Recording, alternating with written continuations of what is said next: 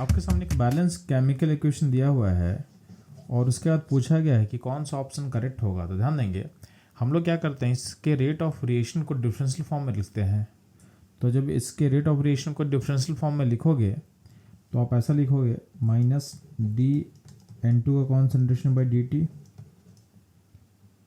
Equal to minus D H2 का concentration by D T divided by क्या होगा, 3 से डिवाइड करना पड़ेगा हमको, और अमोनिया का कॉन्सेंट्रेशन बाई डी टी को डिवाइड करेंगे 2 से। ठीक है, अब आप कंपेयर करोगे, इसको देखोगे तो ए वैल्यू इसके इक्वल है और यही आपके ऑप्शन डी में दिया हुआ है। ठीक है, यानी आपके नाइट्रोजन का जो टाइम के साथ जो चेंज हो रहा है वो अमोनिया का चेंज बाई 2 के इक्वल है। तो ऑप्शन डी जो हमारा होगा करेक्ट आंसर होगा। तो सिंपली अगर आपको डिफरेंशियल तरीके से रेट लिखने आता है रिएक्शन का तो उसका यूज करके हम लोग इस क्वेश्चन को इजीली सॉल्व कर सकते हैं। तो ये था इस क्वेश्चन का सॉल्यूशन एनालिसिस। मूव करता हूँ लोग नेक्स्ट क्वेश्चन पे। इस क्वेश्चन में आपके सामने एक बैलेंस केमिकल इक्वेशन दिया हुआ है और आपसे पूछा गया है के डैश एंड के डबल डैश का रिलेशन पूछा गया है। तो ध्यान देंगे, सबसे पहले हम लोग क्या करते हैं, इस रिएक्शन का डिफरेंशियल फॉर्म में रेट को एक्सप्रेस करते हैं। तो N2O5 का चेंज बाई डी टी को डिवाइड करेंगे हम लोग 2 से, इक्वल टू होगा NO2 का चेंज बेस पे टाइम डिवाइडेड बाई 4 होगा यहाँ पे, एंड इक्वल टू होगा DO2 बाई डी टी। अब ध्यान देंगे, इस इक्वेशन में हम लोग पुट क्या करेंगे, इस वैल्यू के लिए हम लोग पुट करेंगे, इसको पुट करेंगे। तो जब पुट करोगे तो वैल्यू निकल के आ जाएगा, ये हाफ हो जाएगा और यहाँ पे क्या हो जाएगा के N2O5 को कॉन्सेंट्रेशन।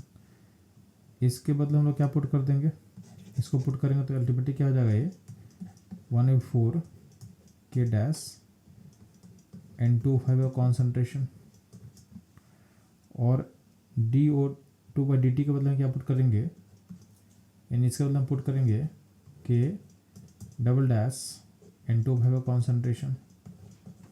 अब इसको आप लिंक करना चालू करो तो इसमें N2O5 समय क्या है, कॉमन है, तो कैंसिल होकर क्या हो जाएगा, के बाई 2 इक्वल टू क्या होगा, के डैश बाई 4 इक्वल टू के डबल डैश। अब आपको लिंक करना है के एंड के डैश को, तो अल्टीमेटली क्या होगा, तो देखोगे तो यहाँ से निकल के आ जाएगा के डैश इक्वल टू क्या हो जाएगा, 2K हो जाएगा, एंड आपका जो के डबल डैश है हो जाएगा के बाई 2। तो अब देखोगे जो हमारा सॉल्यूशन है ऑप्शन बी से मैच करेगा। तो इस क्वेश्चन का जो करेक्ट आंसर होगा ये होगा ऑप्शन बी। तो सिंपली इस क्वेश्चन में भी हम लोग क्या किए, आपको डिफरेंशियल फॉर्म ऑफ रेट को अप्लाई किए और इसे यूज करके बाकी रिलेशन को पुट किया और अपने आंसर को निकाल लिए। तो ये था इस क्वेश्चन का सॉल्यूशन एनालिसिस। मूव करता हूँ लोग नेक्स्ट क्वेश्चन। इस क्वेश्चन में आपके सामने एक बैलेंस इक्वेशन दिया हुआ है जिसमें N2O5 डिकम्पोज कर रहा है NO2 एंड O2 में, और आपको बोला गया है rate of disappearance of N2O5 दिया हुआ 6.25 × 10⁻³ मोल पर लीटर पर सेकेंड, और आपसे पूछा गया है rate of formation of NO2 and O2 क्या होगा। तो ध्यान देंगे, सबसे पहला काम क्या करना, इस रिएक्शन का डिफरेंशियल फॉर्म ऑफ रेट लिख लेना है, जो कि हो जाएगा minus D N2O5 by D T equal to क्या होगा, DNO2 by D T by half, and equal to होगा DO2 by D T divided by क्या होगा, यहाँ पे ये डिवाइड करो तो ऊपर चला जाएगा, तो अल्टीमेटली हो जाएगा ये 2 ऊपर आएगा तो इसको आप यहाँ से हटा सकते हो। ठीक है, तो यहाँ का जो 2 है ये हाफ है, इसका 2 ऊपर चलाएगा तो 2 यहाँ कर सकते हो आप इसको आप, और इसको नीचे से आप हटा दो। ठीक है, अब ध्यान देना, तो ये आपके पास रिलेशन है। अब आपको दिया हुआ है, आपको दिया हुआ डिसअपीयरेंस ऑफ N2O5 दिया हुआ है, यानी आपको दिया हुआ minus D N2O5 by D T का वैल्यू दिया हुआ है, इतना दिया हुआ है, तो इसको पुट कर दो यहाँ पे ना, इसको यहाँ पुट कर देंगे हम लोग। आपको निकालना क्या है, तो इसको आपको निकालना है फॉर्मेशन ऑफ NO2, यानी इसका फॉर्मेशन का वैल्यू होगा DNO2 बाई डी टी का वैल्यू अपन चाहिए। तो d/2 बाई dt का जो वैल्यू होगा, ये वैल्यू क्या होगा, तो आपके डिसअपीयरेंस ऑफ रेट को अब 2 से मल्टीप्लाई करना पड़ेगा। तो ये जो वैल्यू आपको पता कितना दिया हुआ है, 6.25 इंटू 10⁻³ दिया हुआ है। इसको 2 से मल्टीप्लाई करने पे क्या होगा, तो इसको 2 से मल्टीप्लाई करोगे तो वैल्यू हो जाएगा 12.5 10⁻³ और ये चेंज हो जाएगा 1.25 10⁻²। ठीक, तो ये हो जाएगा आपका 1 पॉइंट। तो आपको ये दिखेगा वैल्यू कहाँ कहाँ, ऑप्शन बी में ना ऑप्शन डी में आपको दिख रहा है वैल्यू। नहीं जाना ना, आपको निकालना है फॉर्मेशन ऑफ O2, यानी आपको निकालना dO2/dt निकालना है। तो ये कैसे निकलेगा, तो सिंपली इस 2 को यहाँ डिवाइड कर दो ना, यानी इस आपके जो rate of disappearance of N25 को 2 से डिवाइड करना पड़ेगा, यानी 2 से जब डिवाइड करोगे तो वैल्यू निकल के आ जाएगा 2 से डिवाइड करने के बाद 3.125 इंटू 10⁻³ अब चेक करोगे तो हमारा जो आंसर है ये ऑप्शन बी के साथ मैच करेगा। तो इस क्वेश्चन का जो करेक्ट आंसर होगा ये होगा ऑप्शन बी। ये था इस क्वेश्चन का सॉल्यूशन एनालिसिस। मूव करता हूँ नेक्स्ट क्वेश्चन पे। आपके सामने अमोनिया का फॉर्मेशन का बैलेंस इक्वेशन दिया हुआ है और साथ में दिया हुआ है अमोनिया का फॉर्मेशन का रेट दिया हुआ। आपको बताना है हाइड्रोजन के कंजम्पशन का रेट क्या होगा। तो सिंपली क्या करेंगे, इस बैलेंस इक्वेशन का यूज करके हम लोग डिफरेंशियल फॉर्म ऑफ रेट को लिख लेंगे हर कंपोनेंट के रिस्पेक्ट में। तो ऐसा हो जाएगा -dN2/dt -dH2/dt को डिवाइड करेंगे, इससे हम लोग 3 से डिवाइड करेंगे और अमोनिया का जो फॉर्मेशन रेट है उसको डिवाइड करेंगे 2 से। आपको निकालना है हाइड्रोजन और अमोनिया के बीच का रिलेशन। तो यहाँ से आपको पता है आपको इस टर्म को निकालना है। तो ये टर्म क्या होगा, तो -dH2/dt इक्वल टू क्या होगा 3/2 अमोनिया के फॉर्मेशन का रेट जो कि क्वेश्चन में दिया हुआ उसको पुट कर लो। तो 3/2 और इसका वैल्यू क्वेश्चन में कितना दिया हुआ 2 इंटू 10⁻⁴। तो 2 कैंसिल हो जाएगा तो वैल्यू निकल के आ जाएगा 3 इंटू 10⁻⁴। यानी हाइड्रोजन का जो कंजम्पशन रेट होगा उसका वैल्यू होगा 3 इंटू 10⁻⁴। यानी ऑप्शन जो डी होगा हमारा करेक्ट आंसर होगा। ये था इस क्वेश्चन का सॉल्यूशन एनालिसिस। मूव करता हम लोग नेक्स्ट क्वेश्चन पे। इस क्वेश्चन में आपके सामने एक बैलेंस इक्वेशन दिया हुआ है। आपसे पूछा गया है Br2 के अपीयरेंस का रेट जो है वो ब्रोमाइड आयन के डिसअपीयरेंस के रेट से कैसे रिलेटेड होगा। तो ध्यान देना, ब्रोमाइड आयन और Br2 को लेकर हम डिफरेंशियल फॉर्म ऑफ रेट को लिख के उन दोनों को लिंक करते हैं। तो ऐसा आ जाएगा -dBr-/dt divided by 5 equal to क्या होगा, ब्रोमीन का जो फॉर्मेशन रेट है उसको डिवाइड करेंगे 3 से। अब आपको इनके बीच का रिलेशन निकालना है। तो ध्यान देंगे, अगर हम dBr2/dt को ऐसा लिख सकते हो -3/5 डी ब्रोमाइड आयन का कंजम्पशन रेट। ठीक, अब आप देखोगे तो हमारा जो ये जो एक्सप्रेशन है ऑप्शन डी के साथ मैच कर रहा है। तो इस क्वेश्चन का जो करेक्ट आंसर होगा ये होगा ऑप्शन डी। तो सिंपली आपको रिएक्शन का डिफरेंशियल फॉर्म ऑफ रेट को लिखो, जिस वेरिएबल को आपको लिंक करना उसको लिंक करो, आपका आंसर इजीली आ जाएगा। तो ये था इस क्वेश्चन का सॉल्यूशन एनालिसिस। मूव करता हूँ लोग नेक्स्ट क्वेश्चन। आपके सामने अमोनिया के फॉर्मेशन का बैलेंस इक्वेशन दिया हुआ है। आपसे पूछा गया है आपके अमोनिया के फॉर्मेशन रेट और हाइड्रोजन के कंजम्पशन का रेट को कैसे आप लिंक करोगे। तो सिंपली क्या करेंगे, इस रिएक्शन का हम लोग डिफरेंशियल फॉर्म ऑफ रेट लिखेंगे in terms of ammonia and hydrogen. तो हाइड्रोजन का जो कंजम्पशन रेट है उसको डिवाइड करेंगे हम लोग 3 से और अमोनिया का जो फॉर्मेशन रेट है उसको डिवाइड करेंगे हम लोग 2 से। तो ये हो जाएगा रेट ऑफ रिएक्शन। अब आपको इसको लिंक करना आना चाहिए। तो अगर हम लिंक इसको करते हैं तो ध्यान देना dNH3/dt को अगर लिंक करोगे तो ये निकल के आ जाएगा। तो यहाँ इसको अगर लिंक करना तो ये 2 को ऊपर लेके आ जहाँ पे, तो अल्टीमेटली क्या हो जाएगा, तो अमोनिया का जो फॉर्मेशन रेट है वो हो जाएगा -2/3 dH2/dt। और आप देखोगे जो हमारा एक्सप्रेशन है वो मैच करेगा ऑप्शन सी के साथ। तो इस क्वेश्चन का जो करेक्ट आंसर होगा ये होगा ऑप्शन सी। ये था इस क्वेश्चन का सॉल्यूशन एनालिसिस। मूव करता हूँ हम लोग नेक्स्ट क्वेश्चन पे। आपके सामने एक बैलेंस इक्वेशन दिया हुआ है और बोला गया है इस पर कौन सा एक्सप्रेशन आपके रिएक्शन के रेट को मैच नहीं करेगा। तो ध्यान देना, इनका डिफरेंशियल फॉर्म ऑफ रेट लिख लेते हैं। तो ए के रिस्पेक्ट में आपका जो रेट होगा ये क्या होगा, minus D A by D T divided by क्या होगा 2। बी के रिस्पेक्ट में क्या होगा, minus D B by D T होगा, ये आपका रेट होगा, रेट ऑफ रिएक्शन। सी के रिस्पेक्ट में क्या होगा, तो D C by D T divided by क्या होगा 3 होगा। एंड डी के रिस्पेक्ट में क्या होगा, तो D of D by D T. तो ये हो गया आपका रेट ऑफ रिएक्शन का हर कंपोनेंट के साथ कैसा रिलेशन होगा। अब आप देखोगे तो इसमें से कौन सा है जो मैच नहीं करेगा, तो आप देखोगे ऑप्शन बी हमारे साथ मैच नहीं करेगा, क्योंकि सी आपका प्रोडक्ट में है। तो प्रोडक्ट में हम लोग साइन पॉजिटिव लेते हैं, नेगेटिव नहीं लेते हैं। नेगेटिव साइन कहाँ होता है, इन केस ऑफ रिएक्टेंट।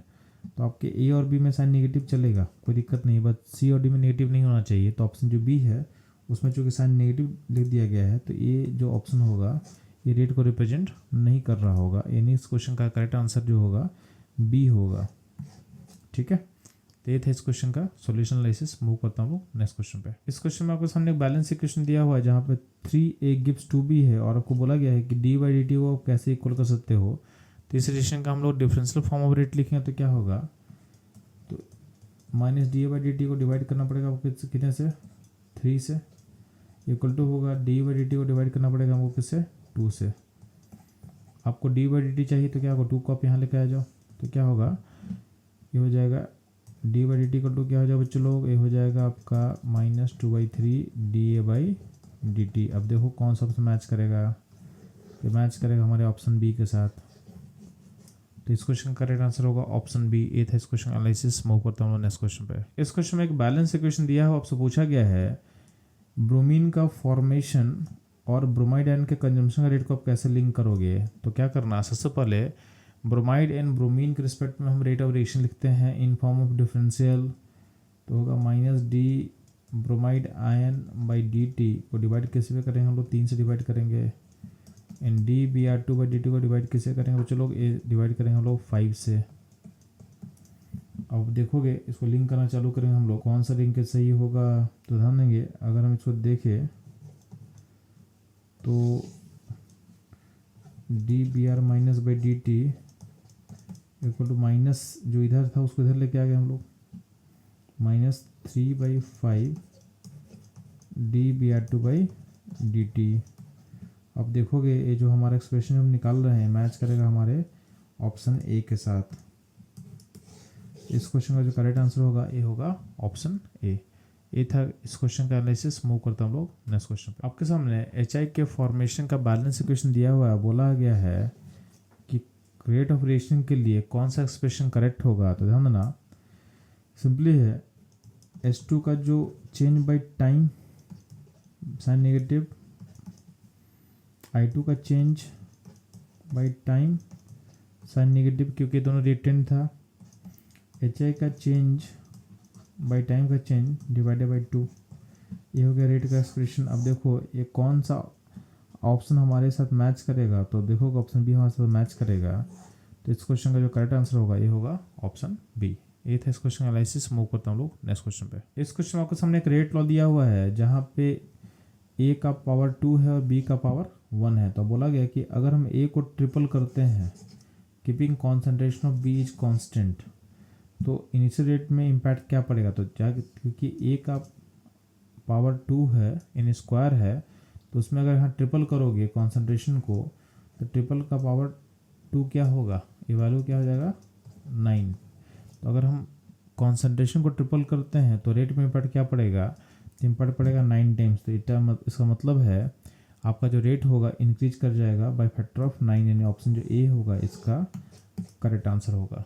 तो ये था इस क्वेश्चन का एनालिसिस। मूव करते हैं हम लोग नेक्स्ट क्वेश्चन। आपके सामने एक रिएक्शन दिया हुआ है x2 + y2 गिव्स 2xy और इसका एक मैकेनिज्म लिखा हुआ है और बोला गया है ओवरऑल ऑर्डर क्या होगा रिएक्शन का। तो ध्यान देंगे सबसे पहले हम लोग मैकेनिज्म का यूज करके स्लो स्टेप निकाल लिए।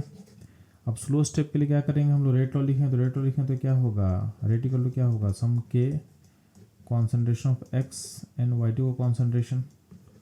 अब यहाँ पे x जो है इंटरमीडिएट है, तो उसको रिएक्शन 1 से अगर हम रिप्लेस करेंगे तो रिएक्शन 1 को अगर मानते हैं कि इक्विलिब्रियम में आ चुका है तो x2 इक्वल टू क्या होगा 2x होगा। x प्लस एक्स क्या होता है 2x, तो इसके लिए हम अगर इक्विलिब्रियम कांस्टेंट लिखते हैं तो क्या होगा x का स्क्वायर कॉन्सेंट्रेशन का डिवाइडेड बाई x2। तो अल्टीमेटली x का जो वैल्यू होगा ये होगा k इक्विलिब्रियम इंटू x2 का रूट। अब इसका वैल्यू को ऊपर हम पुट कर देंगे, जब पुट कर देंगे तो अल्टीमेटली क्या होगा k इक्विलिब्रियम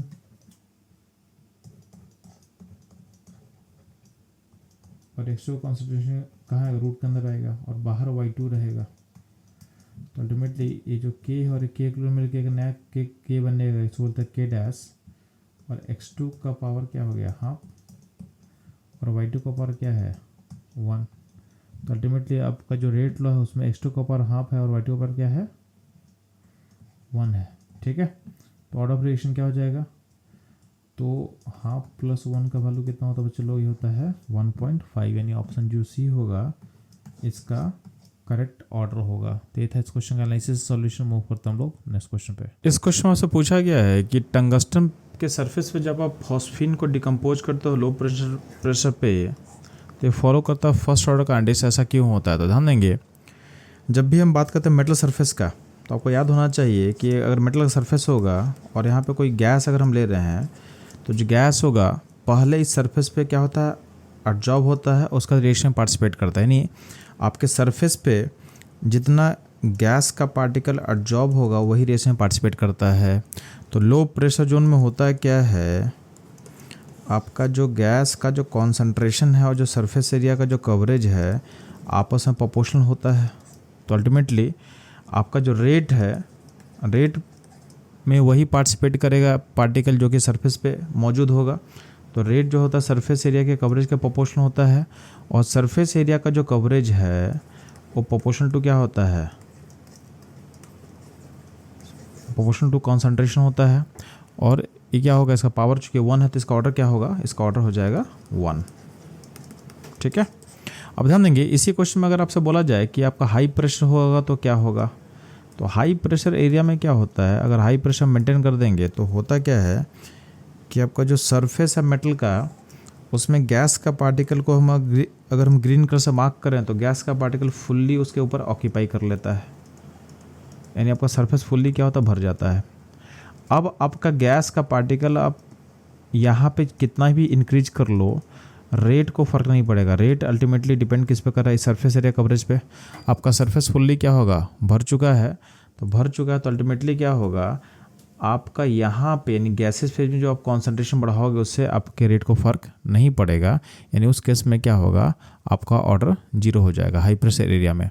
तो जब भी मेटल कैटलिस्ट होगा और प्रेशर हाई होगा तो उस केस में आपका बाय डिफ़ॉल्ट ऑर्डर क्या होता है 0 हो जाता है। अगर प्रेशर मेंशन नहीं किया हो रहा है तो आपको हाई प्रेशर मान के चलना है। ठीक है, तो ये था इस क्वेश्चन में का जो सॉल्यूशन हो सकता है।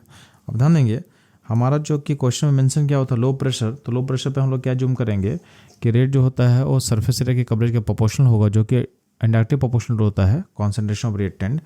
तो आपका जो आंसर होगा ए इसका करेक्ट आंसर होगा। तो ये था इस क्वेश्चन एनालिसिस। मूव करते हैं हम लोग नेक्स्ट क्वेश्चन पे। इस क्वेश्चन में आपको सामने एक रिएक्शन दिया हुआ है ए से बी और उसका रेट कांस्टेंट मेंशन किया हुआ है 0.6 × 10⁻³ मोल पर लीटर पर सेकंड, और आपको इन्फॉर्मेशन दिया हुआ है इसमें जो रिएक्टेंट है ए है बिगिनिंग में 5 मोलर लिया हुआ है, आपको बी का कॉन्सेंट्रेशन पता करना है 20 मिनट्स के बाद।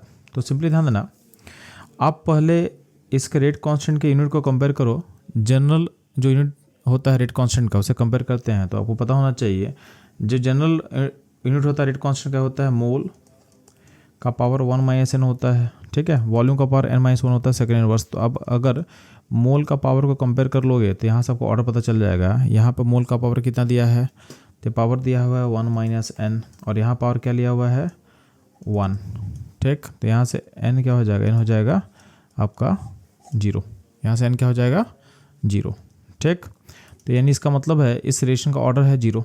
अब 0th ऑर्डर रिएक्शन में आपका जो इंटीग्रेटेड रेट लॉ क्या बोलता है कि आपका जो ए का कॉन्सेंट्रेशन है टाइम टी पे ये क्या हो जाएगा A0 - KT। ये हो जाएगा टाइम टी का कॉन्सेंट्रेशन। अब ध्यान देंगे आपका रिएक्शन में क्या हो रहा है, ए कंज्यूम हो रहा है, बी फॉर्म कर रहा है। तो बिगिनिंग में आपके पास ए का कॉन्सेंट्रेशन ए नोट है और टाइम टी पे 80 है। तो अब ध्यान देंगे बेसिकली बी का अमाउंट बिगिनिंग में 0 होगा और बी का अमाउंट टाइम टी पे कितना बनेगा, तो टाइम टी में क्या, तो आपका बिगिनिंग में आपका ए का अमाउंट ए नोट था और टाइम टी पे 80 है। तो जो डिफरेंस होगा इनके बीच का यानी ए नोट माइनस 80, यही अमाउंट क्या कन्वर्ट होगा, ये कन्वर्ट होगा बी में। तो बेसिकली हमको निकालना है ए नोट माइनस 80 के वैल्यू को निकालना है, यानी यही अमाउंट जो होगा बी में कन्वर्ट होगा। मान लेते हैं कि बिगिनिंग में 5 आपके पास अमाउंट दिया हुआ है, कुछ अमाउंट बचेगा, तो जो डिफरेंस अमाउंट होगा वही बी में क्या होगा, कन्वर्ट होगा। अब यहाँ देना इस इक्वेशन को आप देखोगे तो ए नोट माइनस 80 का वैल्यू क्या होता है, इक्वल टू हो जाएगा के टी, यानी ये जो अमाउंट जो कन्वर्ट हो रहा है बी में, यानी बी का अमाउंट इसी को हम बोल सकते हैं। तो बी का अमाउंट क्या हो जाएगा, इक्वल टू क्या हो जाएगा, के टी। अब के वैल्यू को पुट करते हैं, तो के का वैल्यू क्वेश्चन में क्या दिया हुआ है, 0.6 × 10⁻³ और टाइम है 20 मिनट्स, उसको सेकंड में चेंज कर ले तो 20 × 60 कर ले। अब इसको सॉल्व करते हैं हम लोग, तो यहाँ पे 0 0 लेके आप 100 आएगा, तो इसको आप लिख सकते हो 0.6 × 6 × 2 10⁻⁻1।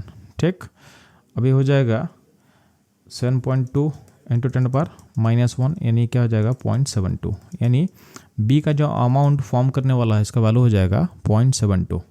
तो इसका जो आंसर होगा, इसका आंसर सी इसका आंसर होगा जो कि करेक्ट होगा। तो ये था इस क्वेश्चन का एनालिसिस। मूव करते हैं हम लोग नेक्स्ट क्वेश्चन पे।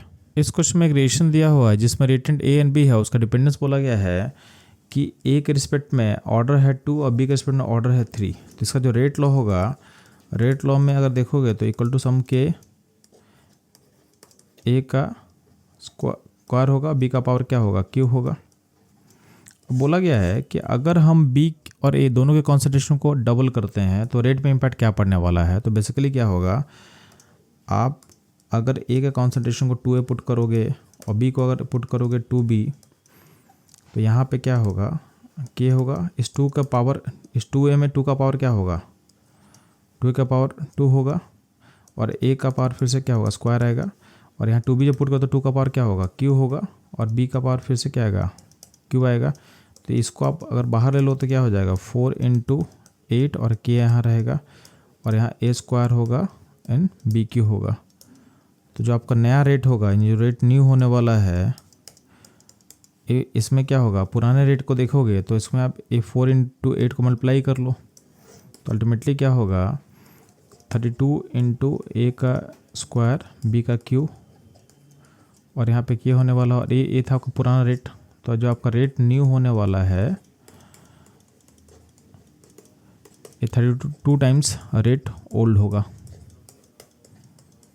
ठीक है, तो इसका आंसर जो होगा सी इसका करेक्ट आंसर होगा। इस क्वेश्चन को सिंपली ऐसा भी सोच सकते हो क्योंकि ए के रिस्पेक्ट में आपके पास ऑर्डर 2 है और बी के रिस्पेक्ट में ऑर्डर 3 है। तो अगर ए को आप डबल करते हो तो ए को डबल करते हो तो डबल जो है डबल का पावर 2 कर लो, ठीक है, जो ऑर्डर उसका पावर ले लो, इनटू बी का ऑर्डर भी क्या है 3 है, तो बी का डबल कर, तो बी में जो डबल होगा उसको 2 का पावर आप 3 कर लो। तो यही आपका आंसर हो जाएगा। इतने टाइम से आपका रेट क्या होगा, इंक्रीज करेगा। ये क्या होगा, ये वैल्यू क्या होगा 4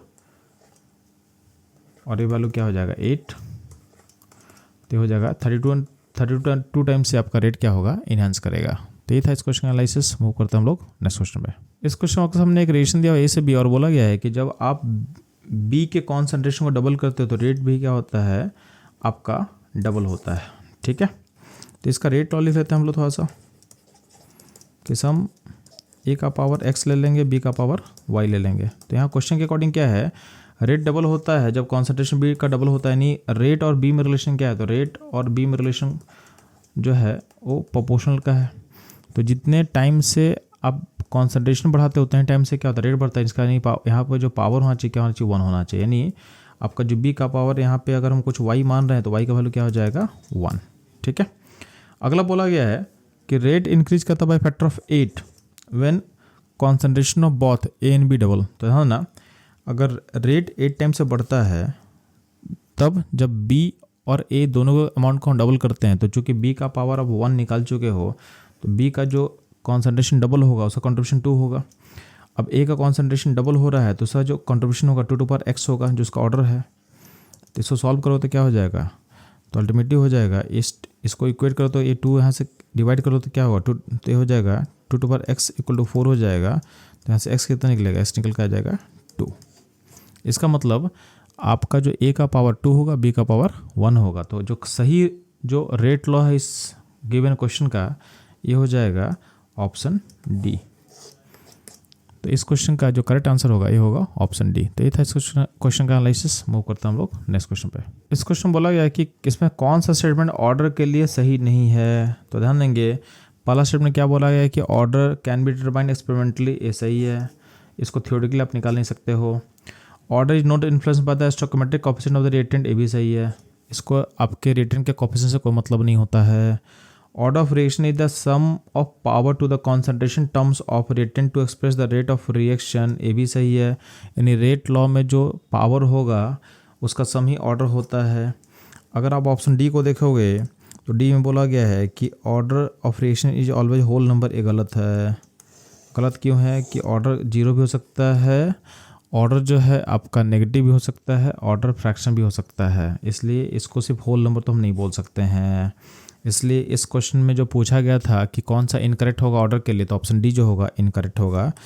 तो ये था इस क्वेश्चन का सॉल्यूशन एनालिसिस। मूव करता हम लोग नेक्स्ट क्वेश्चन पे। इस क्वेश्चन में जीरो ऑर्डर के रेट का जो रेट कांस्टेंट है उसका यूनिट पूछा गया है। तो ध्यान देंगे, जीरो ऑर्डर के रेट कांस्टेंट यूनिट होता है मोल का पावर 1, वॉल्यूम का पावर -1 सेकेंड इनवर्स, यानी वॉल्यूम को हम लीटर बोल सकते हैं, तो लीटर का पावर क्या हो सकता है -1। तो मोल लीटर -1 सेकेंड इनवर्स, यानी आपका जो ऑप्शन ए होगा इस क्वेश्चन का करेक्ट आंसर होगा। तो ये था इस क्वेश्चन का एनालिसिस। मूव करते हैं हम लोग नेक्स्ट क्वेश्चन पे। आपके सामने एक रिएक्शन का काइनेटिक्स का स्टडी दिया हुआ है, इसमें ए और बी रिएक्टेंट है, तो इसमें ए और बी का कॉन्सेंट्रेशन के अकॉर्डिंग जो रेट ऑफ रिएक्शन है वो आपको मेंशन किया हुआ है, ठीक है। और आपसे पूछा गया इसका करेक्ट रेट लॉ क्या होगा। तो ध्यान देंगे, इसमें बेसिकली हमको बताना है कि रेट लॉ के एक्सप्रेशन में रेट इक्वल टू क्या होगा कि ए का पावर x, बी का पावर y। तो मुझे x और y बताना है। तो सिंपली ध्यान देना, इसको अपन लोग सॉल्व बहुत सिंपल तरीके से करने वाले हैं। हमको अगर b का पावर पता करना है तो हमको देखना पड़ेगा कि कब a का अमाउंट फिक्स है। तो ध्यान देना, स्टडी नंबर 2 और 3 को अगर हम फोकस करते हैं तो यहाँ पे a का अमाउंट फिक्स है, इसमें बस b चेंज कर रहा है, तो b यहाँ पे डबल हो रहा है। और उसके रिस्पेक्ट में जो आपका रेट है, तो यहाँ देखोगे इसको दोनों 10 के पावर को कॉमन करो तो यहाँ 10-2 करोगे तो यहाँ पे 28.8 करना पड़ेगा। इस डेसिमल को आप आगे ले सकते हो, ठीक है। अब 7.2 से इसको जो डिवाइड करो तो कितना आएगा 4 आएगा। ये क्या आएगा 4 आ जाएगा। यानी आप बी का अमाउंट को डबल करते हो तो रेट कितने टाइम से बढ़ा 4 टाइम से बढ़ा है। इसका मतलब बी का पावर क्या होगा, यानी बी के अमाउंट को डबल करने से रेट अगर 4 टाइम्स बढ़ा, यानी यहाँ पे पावर 2 का पावर आप क्या लोगे कि 4 हो जाएगा, तो यहाँ पे जो पावर होगा 2 होगा। यानी इसका मतलब बी का पावर 2 होना चाहिए, यानी बी के कॉन्सेंट्रेशन डबल करने से रेट अगर 4 टाइम्स हो रहा है, इसका मतलब बी का पावर क्या होगा 2 होगा। यानी रेट लॉ में जो बी का पावर आएगा 2 आएगा, ठीक। अब हमको ए का पावर निकालना है, तो अब जब हम ए का पावर निकालना चाहते हैं तो उसमें क्या करना, सिंपली आपको देखना है कि कब बी का अमाउंट सेम है। तो आप देखना आपका जो एक्सपेरिमेंट नंबर है 1 और 4, तो 1 और 4 में बी का अमाउंट फिक्स है, ठीक है। बी का अमाउंट क्या है फिक्स है। चेंज क्या हो रहा है, ए चेंज हो रहा है। ए कितना चेंज हो रहा है, ए आपका 4 टाइम से बढ़ रहा है और रेट में इम्पैक्ट भी क्या हो रहा है। तो इसको देखो, तो यहाँ पे इन दोनों का पावर को सेम करने, यहाँ 10 का पावर -3 है, तो पावर सेम करने के लिए क्या करोगे आप, यहाँ -3 करोगे तो ये हो जाएगा 20, यहाँ पे ये डेसिमल यहाँ से हट जाएगा और ये हो जाएगा 24 हो जाएगा, ठीक है। तो अब अगर ए 4 टाइम्स से बढ़ रहा है तो रेट में भी चेंज कितने का 4 टाइम्स का है। तो जिस फैक्टर से आपका ए का कॉन्सेंट्रेशन चेंज हो रहा है उसी फैक्टर से आपका रेट चेंज हो रहा है, इन दोनों आपस में प्रोपोर्शनल होगा। तो इस केस में ए का पावर क्या होगा 1 होगा, यानी यहाँ 4 का पावर 1 लेने से ये 4 को मैच करेगा। तो आप बोल सकते हो यहाँ पे ए का पावर क्या होगा 1 होगा। तो आपका जो रेट लॉ होगा उसमें ए का पावर क्या होगा 1 होगा, बी का क्या होगा स्क्वायर होगा। तो आपका जो करेक्ट आंसर होगा इस क्वेश्चन का ये होगा ऑप्शन डी। तो ये था इस क्वेश्चन का एनालिसिस एंड सॉल्यूशन। मूव करते हैं हम लोग नेक्स्ट क्वेश्चन पे। इस क्वेश्चन में आपको सामने एक रिएक्शन दिया हुआ है जिसमें ए और बी रिएक्टेंट है। इससे क्या हो रहा है, आपको पार्ट फॉर्म कर रहा है और बोला गया है जब हम रिएक्टेंट के कॉन्सेंट्रेशन ए को डबल करते हैं तो रिएक्शन का रेट भी क्या होता है डबल हो रहा है। तो इसका मतलब रेट और ए के कॉन्सेंट्रेशन रिलेशन क्या है डायरेक्टली प्रोपोर्शनल। तो इसमें आपका रेट लॉ में देखोगे तो रेट लॉ में ए का पावर क्या होना चाहिए, ए का पावर होना चाहिए 1 होना चाहिए। अगर हम बात करते हैं सेकंड स्टेटमेंट का, तो बोला गया है कि ए और बी दोनों के अमाउंट को अगर हम डबल करते हैं, ठीक है। तो आपका जो रेट बढ़ेगा फैक्टर 8 से बढ़ेगा। तो आपको पता है कि अगर हम ए को डबल करते हैं तो उसका कंट्रीब्यूशन 2 होगा। तो आपका रेट 8 टाइम्स बढ़ रहा है, बट ए का डबल करने से फैक्टर 2 होगा। तो बचा बी का फैक्टर, बी का कितना फैक्टर कंट्रीब्यूट करेगा, तो बी का फैक्टर करेगा 4 टाइम्स, यानी बी के डबल करने से आपका रेट में कितना चेंज हो रहा है, 4 टाइम्स से, यानी बी का पावर क्या लेने से वैलिड होगा, तो बी का पावर 2 होगा तो वैलिड होगा। इसका मतलब आपका जो रेट लॉ में बी का पावर होगा वो 2 होगा। तो आपका जो करेक्ट रेट लॉ होगा इस कंडीशन के अकॉर्डिंग ये होगा कि ए का पावर 1 बी का स्क्वायर, यानी ऑप्शन जो ए होगा इस क्वेश्चन का करेक्ट आंसर होगा। तो ये था इस क्वेश्चन एनालिसिस सॉल्यूशन। मूव करता हूँ लोग नेक्स्ट क्वेश्चन पे। इस क्वेश्चन में आपके सामने ब्रोमिनेशन ऑफ एसीटोन का काइनेटिक का डेटा दिया हुआ है। इसमें क्या दिया हुआ है कि इनिशियल कॉन्सेंट्रेशन एसीटोन ब्रोमीन यानी H+ का दिया हुआ है, और Br2 यानी ब्रोमीन के डिसेपरेंस का रेट दिया हुआ है। तो ध्यान ना, जो ब्रोमीन का डिसेपरेंस का रेट होगा वही इसका रेट ऑफ रिएक्शन होगा। चूँकि कोफिशिएंट ऑफ ब्रोमीन क्या है यहाँ पे 1 है, तो वही यहाँ पे रेट ऑफ रिएक्शन आपको रिप्रेजेंट कर रहा होगा। अब ध्यान देंगे, अब डाटा को जब एनालाइज करोगे तो देखोगे आपका जो डाटा नंबर 1 है एंड 2 को जब आप एनालाइज करते हो तो उसमें देखोगे कि एसीटोन का कॉन्सेंट्रेशन सेम है, आपके H+ का कॉन्सेंट्रेशन सेम है। जो ब्रोमीन है, ब्रोमीन का जो कॉन्सेंट्रेशन है क्या हो रहा है, डबल हो रहा है, लेकिन रेट पे इम्पैक्ट क्या हो रहा है, उसका कुछ नहीं हो रहा है, यानी रेट क्या है, सेम है। इसका मतलब क्या होगा, आपका जो रेट ऑफ रिएक्शन होगा वो ब्रोमीन के कॉन्सेंट्रेशन से इंडिपेंडेंट होगा, यानी ब्रोमीन के रिस्पेक्ट में जो ऑर्डर होगा 0 होगा। तो आप देखोगे इन सारे ऑप्शन में बस ऑप्शन जो सी दिख रहा है वहाँ पे ब्रोमीन का जो ऑर्डर 0 है, बाकी जगह ब्रोमीन का ऑर्डर क्या है आपके पास 1 मेंशन किया हुआ है। तो आप डायरेक्टली बोल सकते हो कि इस क्वेश्चन का जो करेक्ट आंसर होगा ये होगा ऑप्शन सी। तो ये था इस क्वेश्चन का एनालिसिस। मूव करता हम लोग नेक्स्ट क्वेश्चन पे। इस क्वेश्चन में इन्फॉर्मेशन दिया हुआ है कि हाइड्रोजन एंड आपका आयोडीन मोनोक्साइड जब रिएक्ट करता है तो बनता है HCl+I2, और इस रिएक्शन के मैकेनिज्म को स्टडी करके बोला गया है कि इसमें रिएक्शन में जो है जो ऑर्डर है वो फर्स्ट ऑर्डर है respect to hydrogen and first order respect to है ICl। अब इस डाटा का यूज़ करके वो बताना है कि कौन सा जो मैकेनिज्म है वो सही होगा। तो यहाँ पे 2 तरह का मैकेनिज्म दिया हुआ है। एक मैकेनिज्म ए है, उसमें बोला हुआ है कि रिएक्शन जो है आपका एलिमेंट्री होगा, यानी सिंगल स्टेप में फॉलो करेगा। तो ध्यान देना, जो सिंगल स्टेप का जो रिएक्शन होता है यानी जो एलिमेंट्री रिएक्शन होता है उस केस में जो होता है आपका जो वही स्टेप क्या होता है, स्लो स्टेप होता है। और उसी स्टेप के लिए आप रेट लॉ जब लिखोगे तो रेट लॉ लिखोगे तो उसके अकॉर्डिंग रेट लॉ क्या हो जाएगा कि H2 ICl का जो कि कोफिशिएंट यहाँ पे 2 दिया हुआ तो 2 पावर में आ जाएगा, क्योंकि एलिमेंट्री रिएक्शन में जो कोफिशिएंट है उसको आपको रेट लॉ के पावर में ले लेना होता है। तो यहाँ देखोगे तो यहाँ ICl के रिस्पेक्ट में आपका जो ऑर्डर हो 2 हो जाएगा, बट अकॉर्डिंग टू क्वेश्चन आपका ICl में ऑर्डर क्या होना चाहिए था, 1 होना चाहिए था। तो इसलिए आपका जो मैकेनिज्म ए दिया हुआ है क्या होगा, इनकरेक्ट। अब आप बात करता हूँ मैकेनिज्म बी का। तो बी में आप देखो कि स्लो स्टेप कौन सा दिया हुआ, तो स्लो स्टेप क्या है, पहला स्टेप स्लो दिया हुआ है। तो हम लोग हमेशा RDS यानी रेट लॉ लिखते हैं स्लो स्टेप के लिए। तो रेट लॉ जब यहाँ लिखोगे तो रेट लॉ के अकॉर्डिंग जब आप मेंशन करते हो तो यहाँ पे आपके पास कौन कौन सा रिएक्टेंट है, H2 है और ICl है। दोनों का जो कोफिशिएंट 1 है तो पावर क्या होगा, इनका 1 पावर लोगे तो इसके अकॉर्डिंग रेट लॉ हो जाएगा H2 का कॉन्सेंट्रेशन का पावर 1 एंड ICl का कॉन्सेंट्रेशन का पावर 1। तो ये रेट लॉ हमारे ऑब्जर्वेशन से मैच कर रहा है, यानी ऑर्डर जो इस रेट लॉ के अकॉर्डिंग क्या आएगा, H2 के रिस्पेक्ट में 1 आएगा और ICl के रिस्पेक्ट में भी 1 आएगा, जो कि हमारे डेटा को सपोर्ट कर रहा है जो क्वेश्चन में दिया हुआ है। इसका मतलब जो मैकेनिज्म बी है वो ज़्यादा रिलेवेंट होगा अकॉर्डिंग टू गिवन कंडीशन। इसका मतलब जो ऑप्शन डी होगा वो हमारा करेक्ट आंसर होगा। तो ये था इस क्वेश्चन का एनालिसिस। मूव करते हैं हम लोग नेक्स्ट क्वेश्चन पे। इस क्वेश्चन में एक रिएक्शन दिया हुआ है जिसमें 2 रिएक्टेंट है ए एंड बी, और बोला गया है कि बी के कॉन्सेंट्रेशन को जब आप डबल करते हो तो उसका रेट पे इम्पैक्ट पड़ता है कि रेट डिक्रीज करता है बाय फैक्टर 4। तो ध्यान देना, बी के अमाउंट को आप डबल कर रहे हो, ठीक है, तो बी का अमाउंट डबल हो रहा है और रेट जो है 1/4 हो रहा है। तो इसको बताने का सिंपल तरीका होता है कि बी का जो फैक्टर से आप अमाउंट चेंज किए हो तो बी का फैक्टर 2 है, तो इसका पावर क्या लोगे, यानी इसको हम x मान लेते हैं, तो बी का पावर क्या होगा कि रेट जो होता है 1/4 टाइम्स आ जाएगा। तो ध्यान देना, आप बताओ 2 का पावर आप क्या लोगे कि आपका 1/4 आ जाए। तो 2 का पावर अगर आप -2 लेते हो तो उस केस में क्या होगा, 2 टू पावर -2 मतलब क्या होगा 1/2 स्क्वायर, यानी क्या हो जाएगा 1/4। यानी अगर 2 का पावर -2 लेंगे तो उस केस में आपका वैल्यू 1/4 के इक्वल हो जाएगा। यानी इस केस में आप बोल सकते हो डायरेक्टली कि आपका जो पावर होगा -2 होना चाहिए, नहीं जो ऑर्डर होगा बी के रिस्पेक्ट में ऑर्डर होगा -2। ऑप्शन बी इसका करेक्ट आंसर होगा। तो ये था उस क्वेश्चन का एनालिसिस। मूव करते हैं हम लोग नेक्स्ट क्वेश्चन पे। इस क्वेश्चन में गिवन दिया हुआ है कि rate of reaction is equal to rate constant, और उससे पूछा गया है कि इस रिएक्शन का ऑर्डर क्या होगा। तो ध्यान देंगे, अगर आप देखोगे नॉर्मल रेट ऑफ रिएक्शन जब लिखते हो तो क्या होता है, रेट इक्वल टू क्या होता है, के कॉन्सेंट्रेशन ऑफ रिएक्टेंट का पावर क्या होगा, एन। अब बोला गया है कि रेट इक्वल टू के है, यानी जो एन होगा, एन को क्या करना पड़ेगा, जीरो पुट करना पड़ेगा। तो उस केस में क्या होगा, रेट इक्वल टू क्या हो जाएगा, के हो जाएगा, जो कि क्वेश्चन में दिया हुआ है। तो आपका जो ऑर्डर ऑफ रिएक्शन क्या हो जाएगा जीरो, नहीं आपका जो ऑप्शन ए होगा ये होगा इस क्वेश्चन का करेक्ट आंसर। तो ये था इस क्वेश्चन का एनालिसिस। मूव करते हम लोग नेक्स्ट क्वेश्चन पे।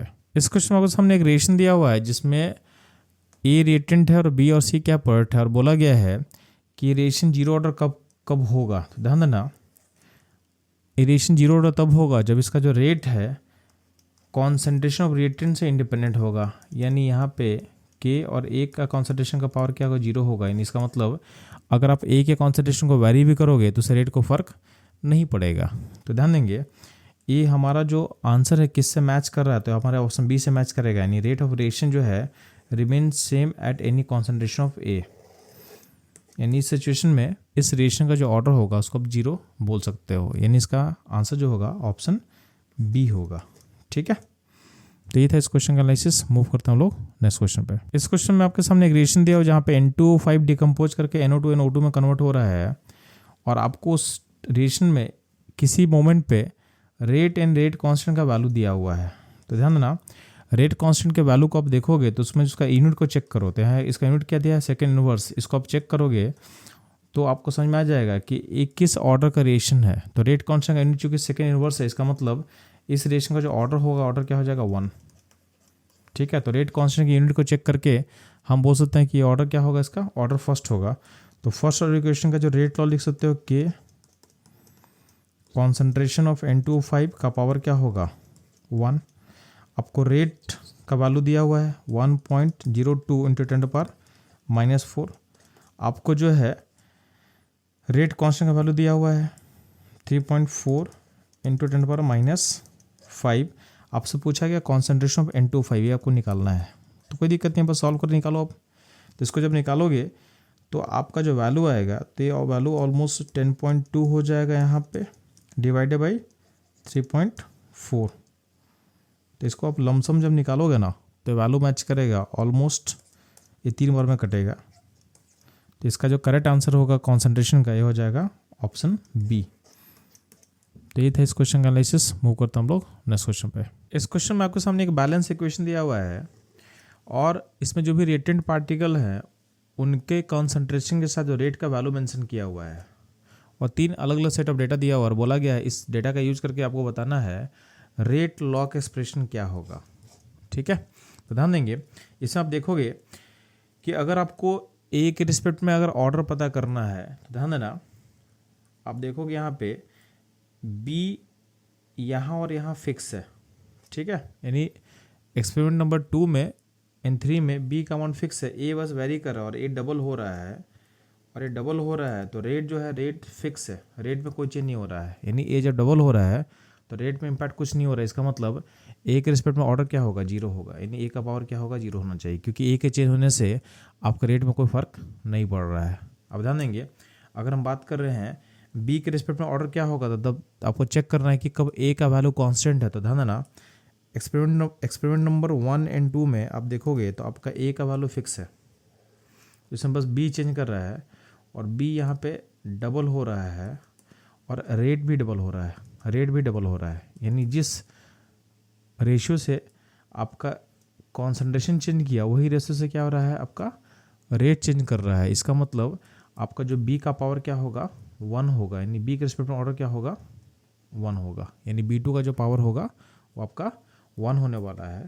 तो आपका जो अब देखोगे, यानी आपका जो रेट लॉ होगा, तो रेट लॉ एक्सप्रेशन में के ए का कॉन्सेंट्रेशन का पावर क्या होगा, 0, और B2 का जो कॉन्सेंट्रेशन होगा उसका पावर होगा 1, यानी आप इसको बोल सकते हो के B2 का कॉन्सेंट्रेशन। तो आप देखोगे ये किस से मैच कर रहा है, तो मैच करेगा हमारे ऑप्शन सी के साथ। तो इस क्वेश्चन का जो करेक्ट आंसर होगा ये होगा ऑप्शन सी। ये था इस क्वेश्चन का एनालिसिस। मूव करते हैं हम लोग नेक्स्ट क्वेश्चन पे। आपके सामने एक बैलेंस इक्वेशन दिया और बोला गया है इसका आपको ऑर्डर पता करना है, और इसमें और कुछ मेंशन नहीं किया हुआ था। ध्यान देना, जब भी कुछ मेंशन नहीं किया हो तो बाय डिफ़ॉल्ट हम क्या मानेंगे, इरेशन मानेंगे एलिमेंट्री। एलिमेंट्री का मतलब इरेशन सिंगल स्टेप जा रहा होगा। तो अगर सिंगल स्टेप इरेशन जाएगा तो इसमें जो होता है आपके रिएक्टेंट का जो कोफिशिएंट होता है उसका सम ही उसका क्या हो जाएगा, ऑर्डर हो जाएगा। तो ध्यान देंगे इसमें FeCl3 का कोफिशिएंट 2 है और SnCl2 का कोफिशिएंट आपके पास 1 है, तो इस 2 + 1 का सम कर दो तो ये हो जाएगा 3, यानी ये हो जाएगा आपका थर्ड ऑर्डर रिएक्शन। तो हमारा जो ऑप्शन ए होगा इस क्वेश्चन का करेक्ट आंसर होगा। तो ये था इस क्वेश्चन का एनालिसिस। मूव करता हम लोग नेक्स्ट क्वेश्चन पे। इस क्वेश्चन में एक रिएक्शन दिया हुआ है जिसमें ए और बी रिएक्टेंट है और क्वेश्चन में 4 एक्सपेरिमेंट कैरी आउट किया गया है, जिसमें हर एक्सपेरिमेंट में ए और बी का कॉन्सेंट्रेशन के साथ रेट का वैल्यू मेंशन किया हुआ है और बोला गया है इस इक्वेशन का, यानी इस इक्वेशन का आपको रेट लॉ लिखना है, यानी रेट इक्वल टू जो होगा एक्सप्रेशन के ए का कॉन्सेंट्रेशन x और b का y होगा। तो इसमें आपको x और y को फाइंड करना है बेसिकली।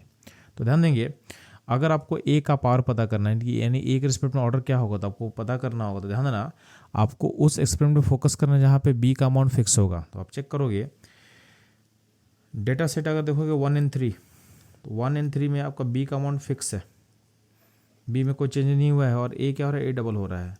और ए अगर डबल हो रहा है तो उस केस में रेट का रेशियो लिखो तो रेट का रेशियो क्या 1 होगा, यानी इसमें कोई चेंजेस नहीं है।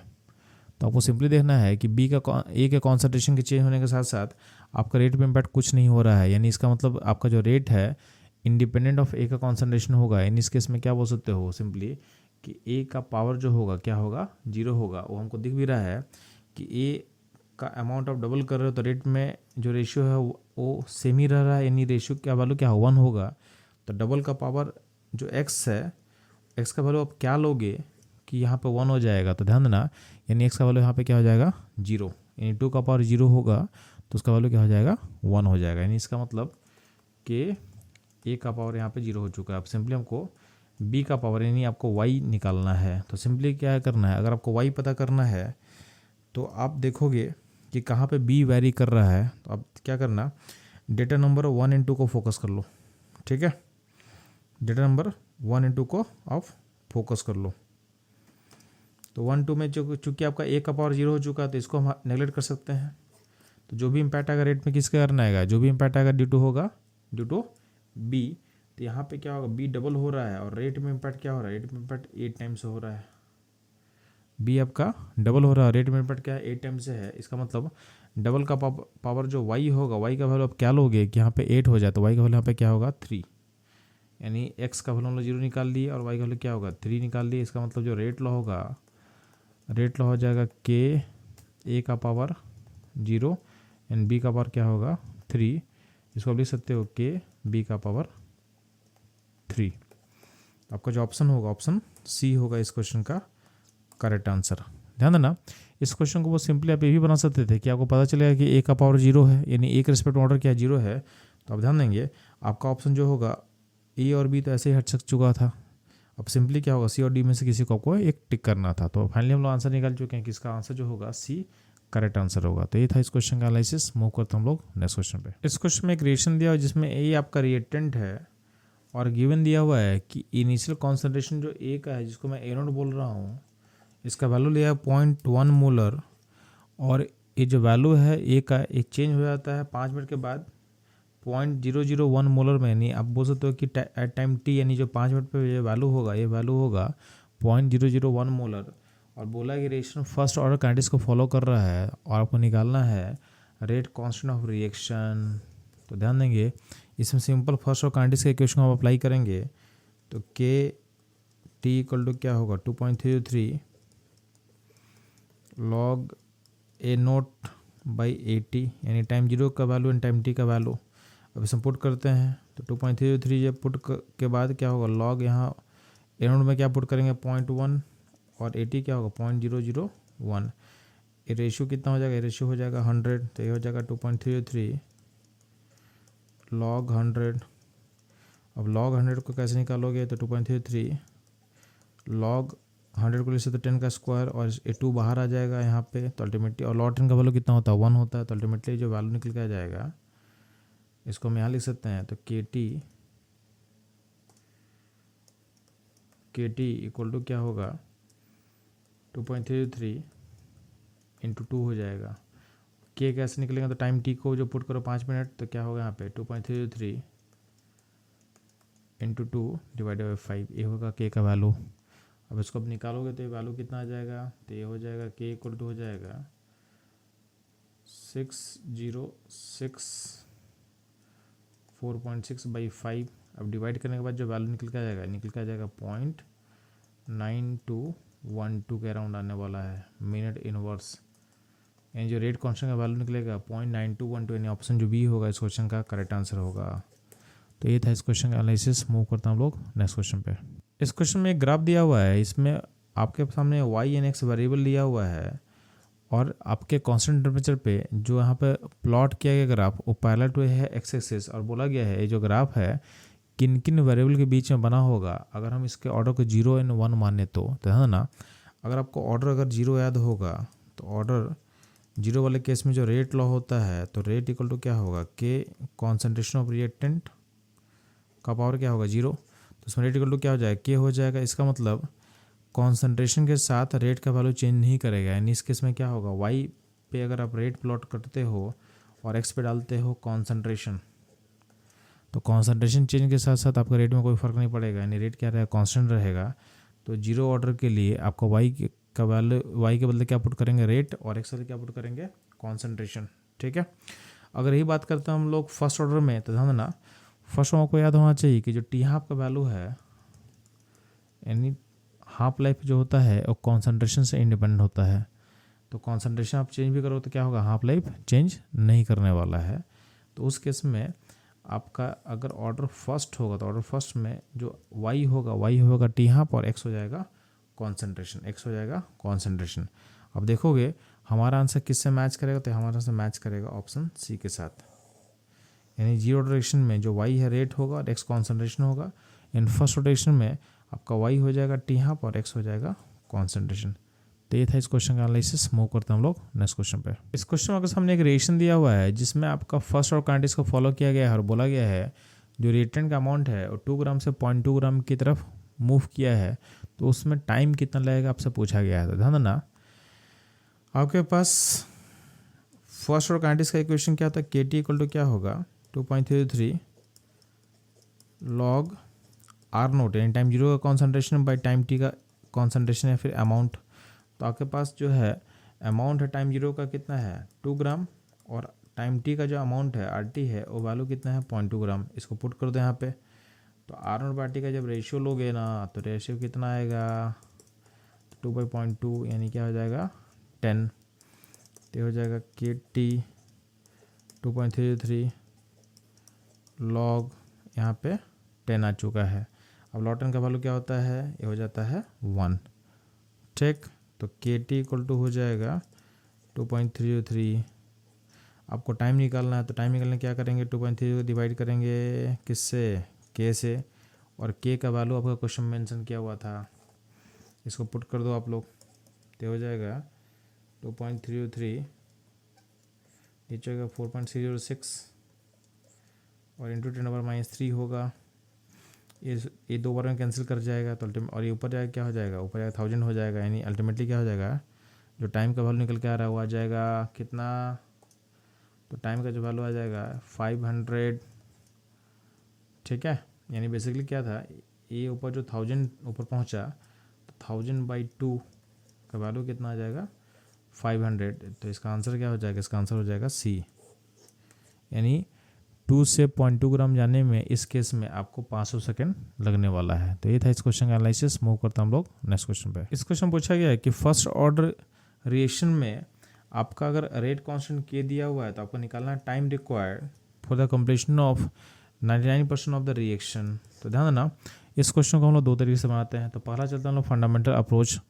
तो बिगनिंग में अगर हम अमाउंट को मान लेते हैं आर नोट है, तो हमको उस टाइम को निकालना है जब कॉन्सेंट्रेशन क्या हो जाएगा, आपका कॉन्सेंट्रेशन 0.01 आर नोट बचेगा। ठीक है, क्योंकि आपका रिएक्शन 99% ख़त्म हो चुका है, यानी आपका जो है 0.99 आर नोट कंज्यूम हो चुका है। तो कितना बचेगा, तो आपका जो आर टी है, आर टी का वैल्यू क्या हो जाएगा 0.01। अब ध्यान देना फर्स्ट और काइनेटिक्स को अगर हम सेटअप करेंगे तो क्या हो जाएगा, के टी इक्वल टू क्या होगा 2.33 log R note by R T. अब R note by R T का जब रेशो लेंगे तो कितना होगा, तो आपके पास आर नोट है और आर टी का वैल्यू कितना होगा, तो आर टी का जो वैल्यू होता है बच्चों ये है होगा 0.01 आर नोट। तो रेशो निकला तो रेशो क्या आ जाएगा 100 आ जाएगा। अब इसको यहाँ पुट कर लो तो के टी इक्वल टू होगा 2.33 लॉग 100। अब 100 प्लस तो 10 का पावर 2 और 2 पावर है बाहर आएगा लॉग के, तो क्या हो जाएगा 2.33 इंटू 2 प्लस लॉग 10। लॉग 10 का वैल्यू क्या आता है 1, तो ये 1 हो चुका है। तो अल्टीमेटली हो जाएगा 2.33 इंटू 2, ये हो जाएगा के टी।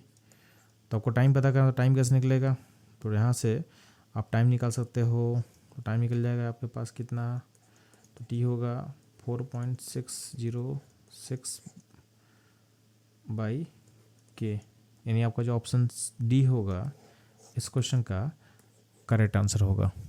ठीक है, ये तो था आपका पहला अप्रोच। इसी क्वेश्चन को सॉल्व करने के लिए आप एक और अप्रोच फॉलो कर सकते हो। तो ध्यान देना, जो टी 90% होता है उसको हम ऐसे लिख सकते हैं T.9 लिख सकते हैं। ठीक है, टी 99% जो होता है उसको हम ऐसे लिख सकते हैं T.99। टी 99.9% को हम लिख सकते हैं T.999। ठीक है, टी 99.99% को हम लिख सकते हैं T.9999। अब ध्यान देना, जो T.9 होता है उसको हम टी हाफ से कैसे लिंक करेंगे, तो बहुत सिंपल सा चीज़ है। यहाँ पे जितना पॉइंट के बाद 9 होगा उतना आप 10 लेके चलना है। तो यहाँ पे 10/3 टी हाफ इसका वैल्यू इक्वल होगा। अगर हम बात करते हैं T.99 में तो इसका वैल्यू इक्वल टू होगा, यहाँ पे पॉइंट के बाद 2 9 है तो इसमें क्या होगा 2 बार अब 10 ऐड कर लो, तो 10 + 10 क्या 20, तो 20/3 टी हाफ होगा। टी की अगर पॉइंट के बाद 3 9 है तो क्या होगा, यहाँ पे हो जाएगा 30/3 टी हाफ होगा, और यहाँ पे होगा 40/3 टी हाफ। तो बेसिकली क्या है कि अलग अलग जो 0.9 का जो आपके पास मल्टीपल आने वाला है टाइम में, उससे आप टी हाफ को लिंक कर सकते हो। अब इस क्वेश्चन में जो था 99% का केस था, तो उसमें आप इस रिलेशन को लेके चल सकते हो। तो आपके पास क्या है कि T.99 जो है ये 20/3 टी हाफ है। आपको पता है कि फर्स्ट और काइनेटिक्स में जो टी हाफ का वैल्यू कितना होता है, तो टी हाफ का वैल्यू निकल के आ जाता है 0.693/k। इसको यहाँ पुट कर दो, तो जब पुट करो तो क्या हो जाएगा 20/3 इंटू 0.693/k। इसको आप सॉल्व कर लो, तो सॉल्व करोगे तो वैल्यू निकल के आ जाएगा 4।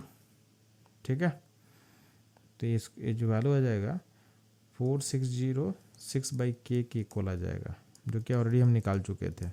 तो इस तरीके से भी आप निकाल सकते हो, बट इस क्वेश्चन में जो पहला जो अप्रोच था यानी जो फंडामेंटल अप्रोच था वो बेटर है, तो इसको आप फॉलो करो, कोई दिक्कत नहीं है।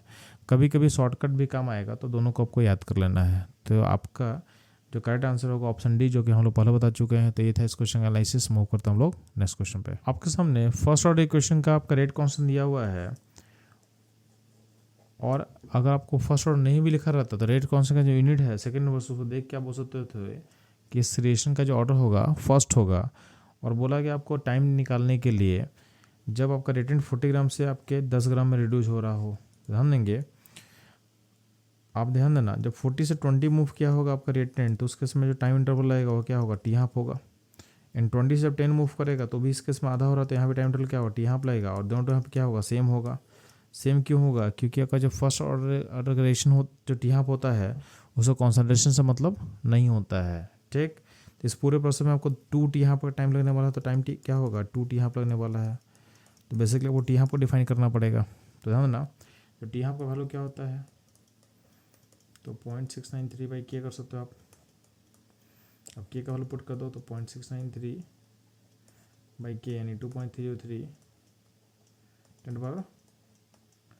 -3। तो अल्टीमेटली क्या होगा ये, तो यहाँ पर अल्टीमेटली 0.693 डिवाइडेड बाई 2.303 इंटू क्या होगा 1000 होगा। ठीक, अब यहाँ से क्या होगा, इसको भी ले सकते हो 6.93 इंटू 100 डिवाइडेड बाई क्या होगा 2.3 के आसपास, तो ये 3 बार में कट जाएगा, तो ये हो जाएगा 300, यानी आपका जो टी हाफ होगा, टी हाफ 300 के आसपास होगा, तो टाइम इंटरवल जो होगा ये होगा 2 टी हाफ, तो नियरली 300 अगर पुट करें तो वैल्यू किसके के आसपास आ जाएगा, तो आ जाएगा 600 के अराउंड। तो आपका जो आंसर होगा 600 के आसपास होने वाला जो आंसर होगा उसको आप टिक करोगे, तो नीयरेस्ट जो आंसर होगा ये होगा ऑप्शन डी, तो डी होगा हमारे क्वेश्चन का करेक्ट आंसर। तो ये था इस क्वेश्चन का एनालिसिस। मूव करता हम लोग नेक्स्ट क्वेश्चन पे। इस क्वेश्चन में आपसे पूछा गया है कि first order and second order reaction में डिफरेंस क्या होगा। तो ध्यान देंगे, जो पहला स्टेटमेंट है rate of first order reaction does not depend on the reactant concentration and the rate of second order reaction does depend on the concentration. ये जो स्टेटमेंट है इसका जो फर्स्ट पार्ट है ये आपका इनकरेक्ट है। जब इनकरेक्ट है तो स्टेटमेंट पर रॉन्ग हो जाएगा, क्योंकि रेट किसी भी रिएक्शन का जो होता है उसका एक्सप्रेशन क्या होता है कि रिएक्टेंट का कॉन्सेंट्रेशन टू पावर n। तो रेट जो है कॉन्सेंट्रेशन पे तभी डिपेंड नहीं करेगा जब n का वैल्यू क्या होगा 0, यानी जीरो ऑर्डर रिएक्शन का जो रेट होता है वो रिएक्टेंट के कॉन्सेंट्रेशन से इंडिपेंडेंट होता है। उसके अलावा जितना भी ऑर्डर है सारा कहीं ना कहीं रिएक्टेंट कॉन्सेंट्रेशन में डिपेंड करेगा, तो इसको डिफरेंस में तो काउंट नहीं कर सकते हो क्योंकि इसका पहला पार्ट ही इनकरेक्ट हो जाएगा। ठीक, अगर बात करते हैं हम लोग स्टेटमेंट बी का, तो इसमें भी बोला गया half life of the first order reaction, यानी फर्स्ट ऑर्डर का जो हाफ लाइफ होता है does not depend on the reactant का इनिशियल कॉन्सेंट्रेशन। तो ध्यान देंगे, जो हाफ लाइफ का फॉर्मूला होता है फर्स्ट ऑर्डर के लिए होता है 0.693 बाई के। ये होता है आपका जब ऑर्डर फर्स्ट होगा, यानी आपके रिएक्टेंट के इनिशियल कॉन्सेंट्रेशन पे डिपेंड नहीं करता है, यानी ये पार्ट सही है। और टी हाफ अब जो सेकेंड ऑर्डर रिएक्शन होता है वो कहीं ना कहीं रिएक्टेंट के कॉन्सेंट्रेशन के इनवर्सली प्रोपोर्शनल होता है इनिशियल कॉन्सेंट्रेशन के। आप देखोगे तो टी हाफ का जनरल फार्मूला क्या होता है, तो टी हाफ का जनरल फार्मूला होता है T half inversely proportion to reactant का initial concentration to power n-1। तो आप देखोगे जब n का वैल्यू 1 होगा उस केस में ही आपका जो r का पावर क्या होगा 0 हो जाएगा। तो उस केस में टी हाफ जो है कॉन्सेंट्रेशन पर डिपेंड नहीं करेगा, बाकी हर केस में करेगा। यानी फर्स्ट पार्ट जो है वो भी सही है, और सेकंड पार्ट जो स्टेटमेंट का है कि half life of the second order reaction does depend on initial concentration of reactant, ये भी सही है। और ये दोनों में डिफरेंस भी है, यानी दोनों का जो करेक्ट डिफरेंस है first order and second order का, ये आपके स्टेटमेंट बी में आपको मिल जाएगा। तो इस क्वेश्चन का जो करेक्ट आंसर होगा ये होगा ऑप्शन बी। बाकी अगर हम ऑप्शन सी को चेक कर लें तो first order reaction can be catalyse and second order reaction can not be catalyse, ये गलत है क्योंकि हर रिएक्शन को हम कटलाइज कर सकते हैं। तो एटलीस्ट जो है आपका ऑर्डर से इरिस्पेक्टिव हर रिएक्शन को क्या कर सकता है, कटलाइज कर सकता है। आप डी स्टेटमेंट को रीड करते हो तो उसमें ध्यान देना, rate of the first order reaction does not depend on the reactant and the rate of second order reaction does not depend on the reactant concentration. यानी इसका मतलब है कि rate of the first order reaction does depend on the reactant concentration. इसका move करते हैं statement D पे। इसमें बोला हुआ है कि rate of the first order reaction does depend on the reactant concentration and rate of the second order reaction does not depend on the rate concentration. इसमें जो सेकंड पार्ट है स्टेटमेंट का, ये पार्ट रॉन्ग है। Wrong क्यों है?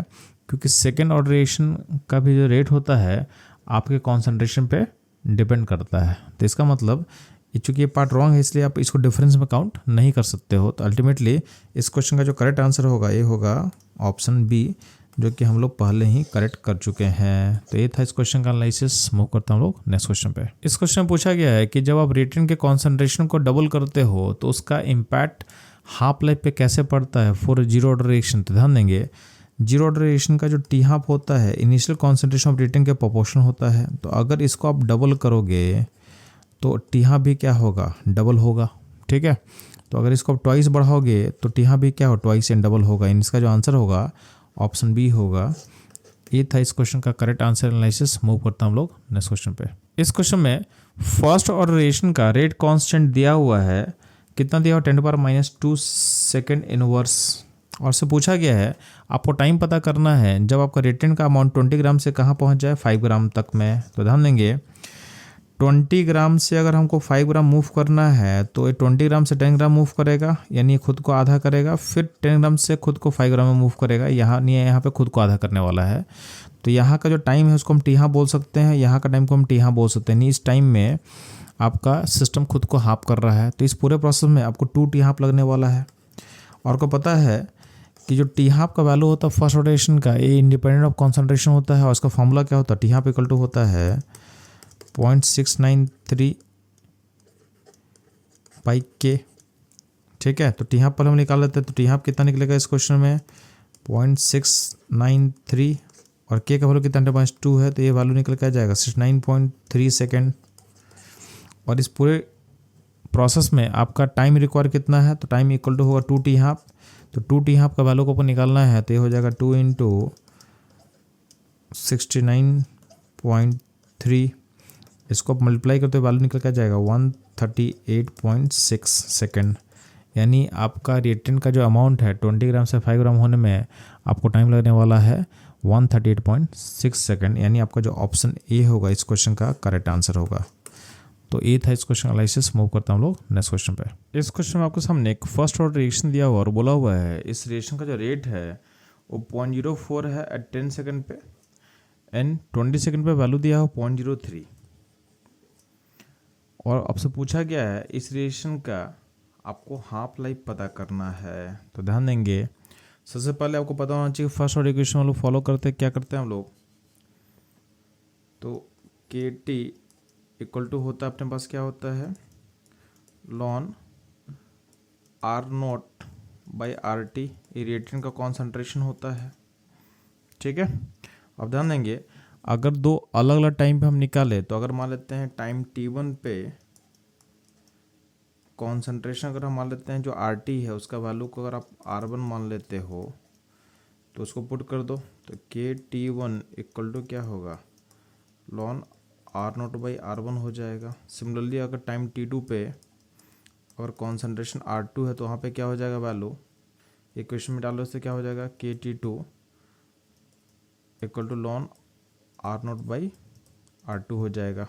ठीक है, इसको हम 1 मान लेते हैं और इसको हम 2 मान लेते हैं। अब क्या करना है आपको, चूँकि टाइम इंटरवल T2 बड़ा है तो अगर हम क्या करते हैं 2 - 1 करेंगे, यानी इक्वेशन 2 - 1 करते हैं तो आपके पास आउटकम क्या आएगा, यानी हमको क्या करना है 2 - 1 करना है, तो उसमें आ जाएगा कि T2 - T1 lawn R1 by R2 आ जाएगा। ठीक है, इन दो अलग अलग टाइम इंटरवल पे आपके कॉन्सेंट्रेशन के बीच का रिलेशन निकल के आ चुका है। ठीक, अब ध्यान देंगे आप क्या करोगे, यहाँ पे जो R1 R2 है ये बेसिकली आपका रिएक्टेंट का कॉन्सेंट्रेशन तो अलग टाइम इंटरवल पे, अगर इसमें क्या करोगे आप, अगर ऊपर नीचे आप K से मल्टीप्लाई कर दो, यानी यहाँ पे हो जाएगा K और नीचे भी K, यानी K R1 और नीचे हो जाएगा K R2। तो ध्यान देना रेट इक्वल टू क्या होता है, रेट इक्वल टू होता है K इंटू कॉन्सेंट्रेशन, यानी R का concentration at any time T। तो जिस टाइम का आप पुट करोगे ना, जिस टाइम का पुट करोगे वैल्यू उस टाइम का आपके पास रेट मिल जाएगा। ठीक, तो ऊपर का जो वैल्यू है K R1 हो जाएगा रेट एट टाइम 1 हो जाएगा, और K R2 क्या हो जाएगा रेट एट टाइम 2, यानी आपका जो इक्वेशन चेंज हो चुका है line L ln rate at time 1 by rate at time 2। अब ध्यान देंगे आपका जो टाइम T2 है कितना मेंशन किया 20 और T1 कितना दिया 10, यानी क्या हो जाएगा K 20 - 10 हो जाएगा। और रेट एट टाइम 1 कितना दिया हुआ क्वेश्चन में, ये दिया हुआ है 0.04 और नीचे है 0.03, यानी लॉन 4/3। अब क्या करोगे आप, लॉन को लॉग में चेंज कर लो, तो हो जाएगा 2.303 लॉग 4/3। ठीक, अब 2.33 जो है इसको लिख सकते हो log 4 - log 3,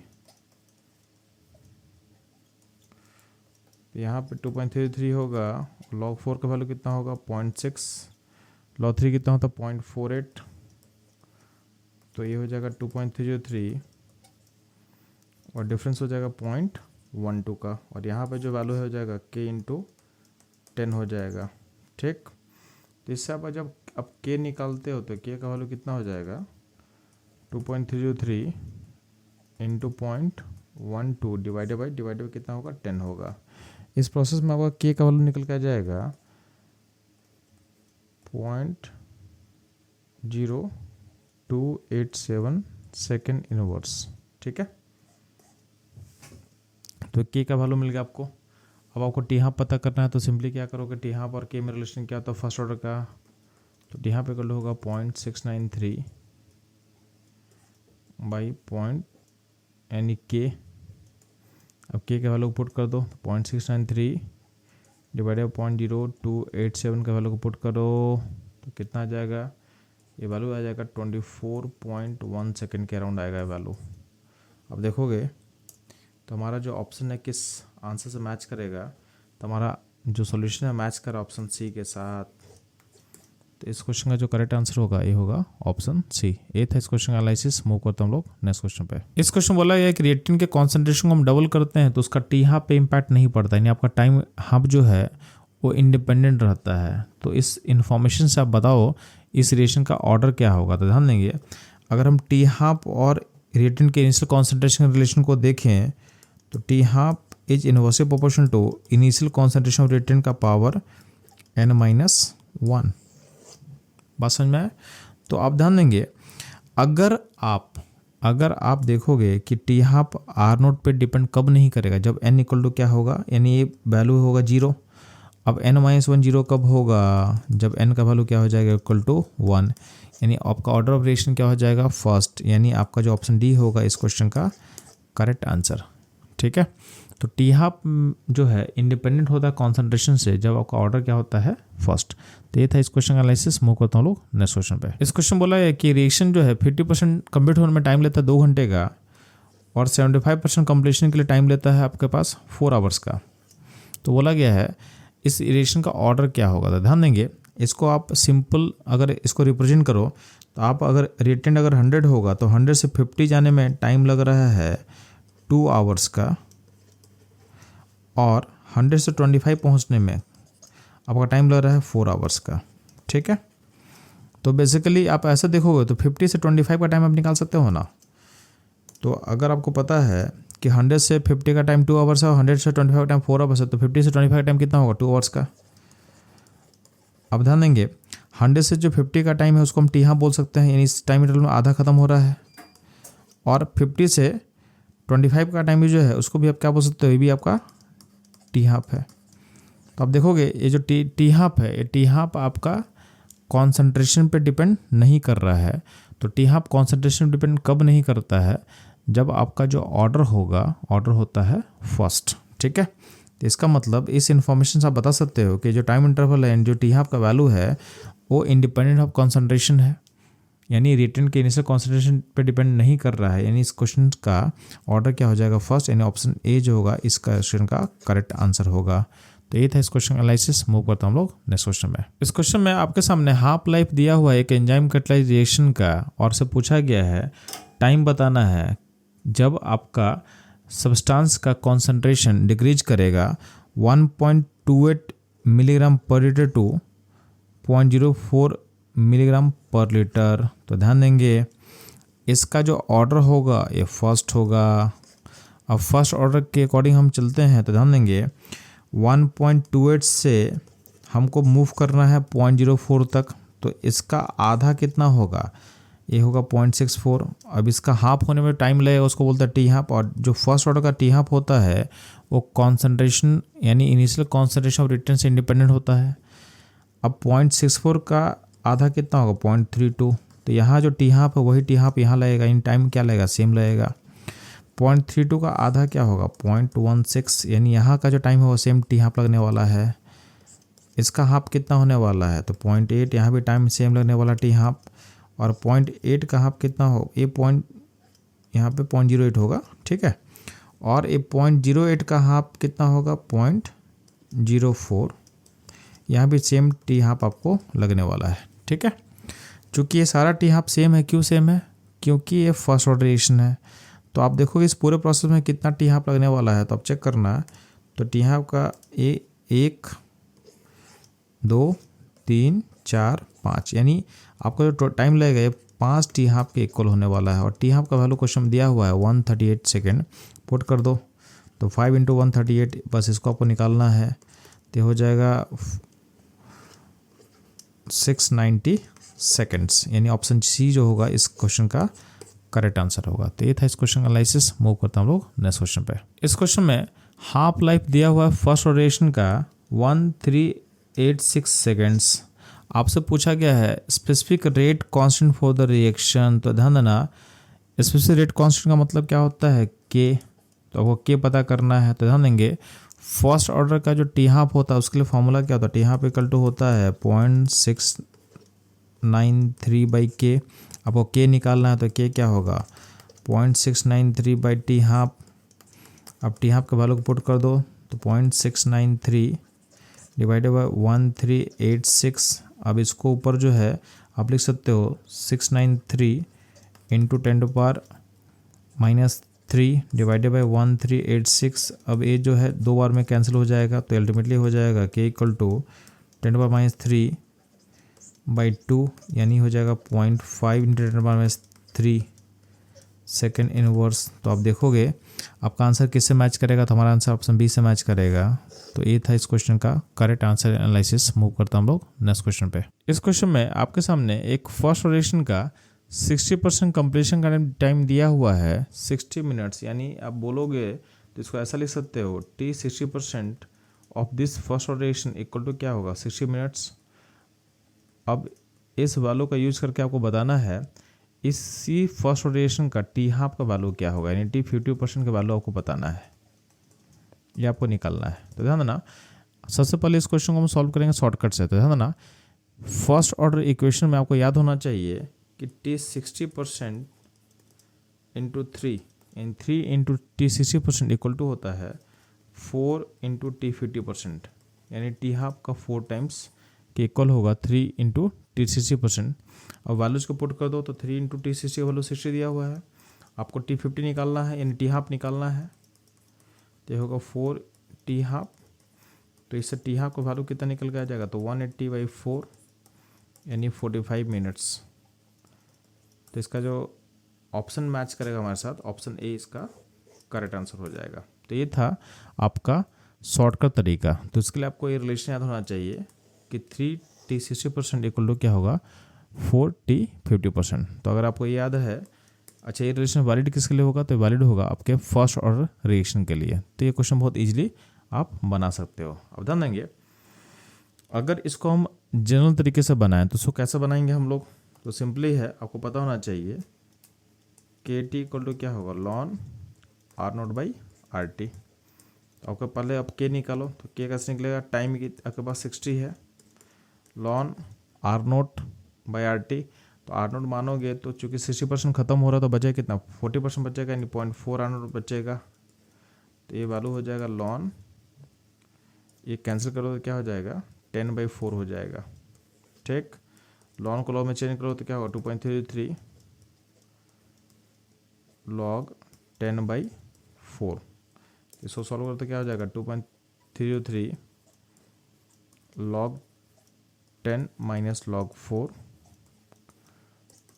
तो लॉग 10 का वैल्यू कितना होता है बच्चों लोग, ये होता है आपके पास 1। लॉग 4 कितना होता है 0.6। सॉल्व कर लो तो 2.33 इंटू 0.4 हो जाएगा। इससे आपको के निकालना है तो के इंटू यहाँ पे क्या होगा 60 था, तो यहाँ से के क्या निकल के आ जाता है, के निकल के आ जाएगा पास 2.33 इंटू 0.4/60।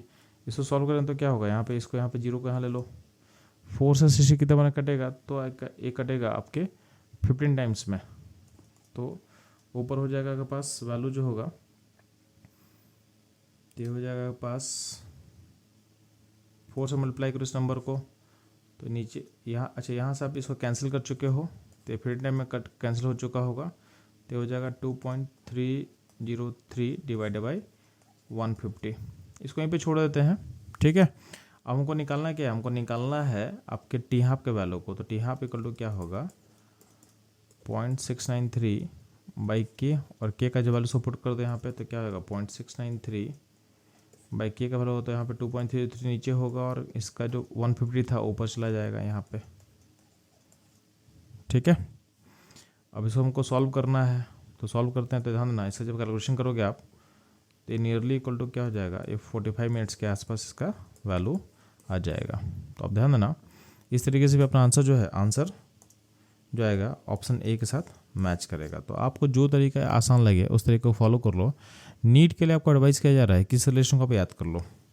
आपको जनरल तरीका तो पता ही होना चाहिए, बट ये शॉर्टकट अगर आप रहेगा तो आपका टाइम आप सेव कर सकते हो। तो एडवाइसेबल है कि इस रिलेशन को आप याद कर लोगे, जो कि फर्स्ट ऑर्डर रिलेशन के लिए वैलिड रहेगा। रिलेशन क्या है, 3 इंटू टाइम 60% इक्वल टू क्या होगा, 4 into time 50% of reaction completion. तो ये था इस क्वेश्चन का एनालिसिस। मूव करता हम लोग नेक्स्ट क्वेश्चन पे। इस क्वेश्चन में एक फर्स्ट ऑर्डर रिएक्शन दिया हुआ है और इसका रेट कांस्टेंट के बोला गया है और आपको कॉन्सेंट्रेशन दिया हुआ इनिशियल रिएक्टेंट का 0.5 मोलर और से पूछा गया है इस रिएक्शन का हाफ लाइफ क्या होगा। तो ध्यान देना, फर्स्ट ऑर्डर रिएक्शन का जो हाफ लाइफ का फॉर्मूला होता है, टी हाफ होता है ln 2/k।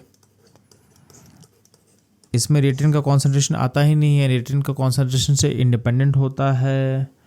इसका मतलब अगर आप देखेंगे तो हमारा आंसर मैच करे ऑप्शन सी के साथ। ऑप्शन सी इस क्वेश्चन का करेक्ट आंसर होगा। तो ये था इस क्वेश्चन एनालिसिस। मूव करता हम लोग नेक्स्ट क्वेश्चन पे। आपके सामने एक रिएक्शन दिया हुआ है ए से बी और बोला गया है कि जब आपका कॉन्सेंट्रेशन ए का 0.01 मोलर है, उस टाइम में रेट ऑफ रिएक्शन है 2 × 10⁻⁵ मोल पर लीटर पर सेकेंड। तो इस इन्फॉर्मेशन का यूज़ करके आपसे पूछा गया है हाफ लाइफ निकालना है। तो ध्यान देंगे, रेट इक्वल टू क्या होगा, के इंटू कॉन्सेंट्रेशन ऑफ रिएक्टेंट का पावर 1, क्योंकि इसमें ऑर्डर क्या है, ऑर्डर 1 है। इसको पुट करो तो रेट का वैल्यू कितना है, 2 × 10⁻⁵ के और ए का कॉन्सेंट्रेशन कितना 0.01। तो इस इक्वेशन को सॉल्व करके पहले आप के निकाल लो। तो के का वैल्यू कितना निकलेगा, 2 × 10⁻³ तो के मिल गया। अब टी हाफ और के में रिलेशन क्या होता है, तो टी हाफ इक्वल टू होगा फर्स्ट ऑर्डर के लिए 0.693/k। अब यहाँ पे 0.693 और के का वैल्यू को पुट कर दो तो ये ऊपर जाएगा। तो ऊपर हो जाएगा 0.693 इंटू 10⁻³ डिवाइडेड बाई 2, यानी हो जाएगा 693/2। तो हो जाएगा आपका टी हाफ का वैल्यू। इसको आप सॉल्व करोगे तो नियरली कितना आएगा, तो नियरली आपका आ जाएगा 347 के अराउंड आएगा। ठीक है, तो ऑप्शन डी होगा इस क्वेश्चन का करेक्ट आंसर। तो ये था इस क्वेश्चन का एनालिसिस। मूव करता हम लोग नेक्स्ट क्वेश्चन पे। इस क्वेश्चन में आपके सामने फर्स्ट ऑर्डर रिएक्शन का रेट दिया हुआ है at concentration 0.5 molar of reactant. आपसे पूछा गया टी हाफ निकालने के लिए, यानी half life of the reaction पता करना है। तो सबसे पहले क्या करना, रेट इक्वल टू क्या होगा फर्स्ट ऑर्डर के लिए, के इंटू कॉन्सेंट्रेशन ऑफ रिएक्टेंट का पावर 1, क्योंकि ऑर्डर 1 है तो यहाँ पे पुट करके आप रेट पहले लिख लो, उसको इक्वेट करो के और कॉन्सेंट्रेशन कितना 0.5 है। तो इससे आपका के कितना मिल जाएगा, तो के मिल जाएगा। इससे आप जब इसको डिवाइड करो तो ये 3 हो जाएगा। तो 3 × 10⁻², ये हो गया के का वैल्यू। अब क्या करो, टी हाफ क्या होता है, टी हाफ होता है फर्स्ट ऑर्डर का 0.693/k। अब के का वैल्यू को पुट करो तो 0.693 डिवाइडेड बाई 3 इंटू 10⁻²। तो इसको ऊपर रखे जाओगे तो वैल्यू कितना हो जाएगा, 0.693 इंटू 100/3। तो ये हो जाएगा आपका टी हाफ का वैल्यू। अब इसको आप सॉल्व करोगे तो टी हाफ इक्वल टू क्या था आपके पास, तो हो जाएगा 69.3/3। तो हो जाएगा 23.1 यानी मिनट्स, कि क्वेश्चन में आपका जो है यहाँ पर मिनट्स था तो ये आंसर मिनट्स में आ जाएगा। तो आपका जो टी हाफ का वैल्यू निकलेगा हमारे ऑप्शन बी से मैच करेगा, यानी इस क्वेश्चन का टी हाफ होगा 23.1 मिनट। ये था इस क्वेश्चन का एनालिसिस। मूव करते हम लोग नेक्स्ट क्वेश्चन पे। इस क्वेश्चन में रिएक्शन दिया हुआ है जिसमें ए बी में कन्वर्ट हो रहा है, फॉलो कर रहा है फर्स्ट और काइनेटिक्स को, और बोला गया है कि जब ए का अमाउंट बी में कन्वर्ट हुआ तो स्टार्टिंग अमाउंट ए का 0.8 था और 1 घंटे के बाद आपका बी का अमाउंट 0.6 फॉर्म कर रहा है। तो अब बी अगर 0.6 फॉर्म करेगा तो आप रिलेशन देखोगे तो ए और बी में रिलेशन 1:1 है, तो बी 0.6 फॉर्म करेगा, इसका मतलब ए 0.6 कंज्यूम होगा। तो 1 घंटे के बाद ए का अमाउंट कितना बचा होगा, तो यहाँ पे 0.2 बचा होगा, यानी 0.8 से 0.2 मूव करने में ए को लग जाएगा 1 घंटा। अब चूंकि फर्स्ट ऑर्डर काइनेटिक्स को फॉलो कर रहा है तो ध्यान देंगे, इसको मैं ऐसे ब्रेक कर सकते हैं कि जब ए मूव कर रहा है 0.8 से 0.4 तो इसमें जो टाइम लगेगा उसको हम टी हाफ बोल सकते हैं। अब चूंकि फर्स्ट ऑर्डर का टी हाफ क्या होता है, इंडिपेंडेंट कॉन्सेंट्रेशन होता है जब, तो अगर हम ए का वैल्यू 0.4 से जब 0.2 मूव करेगा तो उसमें भी जो टाइम लगेगा उसको टी हाफ बोल सकते हैं। तो इस पूरे प्रोसेस में आपका लगने वाला है 2 टी हाफ, जो कि क्वेश्चन के अकॉर्डिंग दिया हुआ है आपके पास 1 आवर। इस क्वेश्चन का जो सेकंड कंडीशन दिया हुआ है कि जब ए का वैल्यू 0.9 से हम स्टार्ट करेंगे और बी का अमाउंट सम टाइम के बाद ये रीच कर जाएगा 0.675, तो उसमें टाइम कितना लगेगा। तो ध्यान देंगे जिस पॉइंट पे बी 0.675 फॉर्म करेगा उस टाइम में क्या होगा, ए इतना ही अमाउंट कंज्यूम हुआ होगा, तो ए का कितना अमाउंट बचेगा, तो 0.9 से अब इतना को माइनस करोगे तो वैल्यू आ जाएगा 0.225। तो आपको यहाँ से यहाँ का टाइम पता करना है, इसको टी बोल दे रहे हैं। तो ध्यान देंगे ए का जब आप स्टार्टिंग करोगे 0.9 से, तो 0.9 का हाफ कितना होता है 0.45, तो यहाँ जो टाइम लगने वाले इसको आप टी हाफ बोल सकते हो। और 0.45 का हाफ कितना होता है 0.225, तो यहाँ का टाइम भी क्या होगा, सेम टी हाफ होगा। तो आपको पता है कि आपको टाइम कहाँ से कहाँ का निकालना था, तो जब ए का 0.9 से 0.225 पे वैल्यू पहुँचता है उस टाइम को पता करना था, तो वो टाइम इक्वल टू क्या होगा 2 टी हाफ। और आपका सेम रेशियो का टी हाफ हम निकाल चुके हैं, तो आप देखोगे नीचे तो 2 टी हाफ का वैल्यू कितना आपके पास है क्वेश्चन के अकॉर्डिंग 1 आवर, तो वही वैल्यू यहाँ भी हो जाएगा 1 आवर, यानी इस क्वेश्चन का जो टाइम रिक्वायर्ड है ये हो जाएगा 1 घंटा, यानी ऑप्शन ए होगा इस क्वेश्चन का करेक्ट आंसर। तो ये था इस क्वेश्चन एनालिसिस। मूव करता हम लोग नेक्स्ट क्वेश्चन पे। इस क्वेश्चन पूछा गया कि फर्स्ट ऑर्डर का हाफ लाइफ पीरियड किससे इंडिपेंडेंट होता है। तो ध्यान देना जो टी हाफ का फॉर्मूला होता है फर्स्ट ऑर्डर का, ये होता है 0.693/k, यानी आपके इनिशियल कॉन्सेंट्रेशन रिएक्टेंट से ये होगा इंडिपेंडेंट, यानी ऑप्शन सी इस क्वेश्चन का करेक्ट आंसर होगा। ठीक है, इनिशियल कॉन्सेंट्रेशन पर डिपेंड नहीं करेगा। ठीक है, तो ये था इस क्वेश्चन का आंसर एनालिसिस। मूव करता हम लोग नेक्स्ट क्वेश्चन पे। बच्चों इस क्वेश्चन में आपसे बोला गया है कि एक्टिवेशन एनर्जी किसी भी केमिकल रिएक्शन का पता करने के लिए आपको क्या क्या वैल्यू पता होना चाहिए। तो ध्यान देना हम लोग को कोई रिलेशन पता है log K2/K1 इक्वल टू क्या होता है EA 2.303 R 1/T1 minus 1/T2।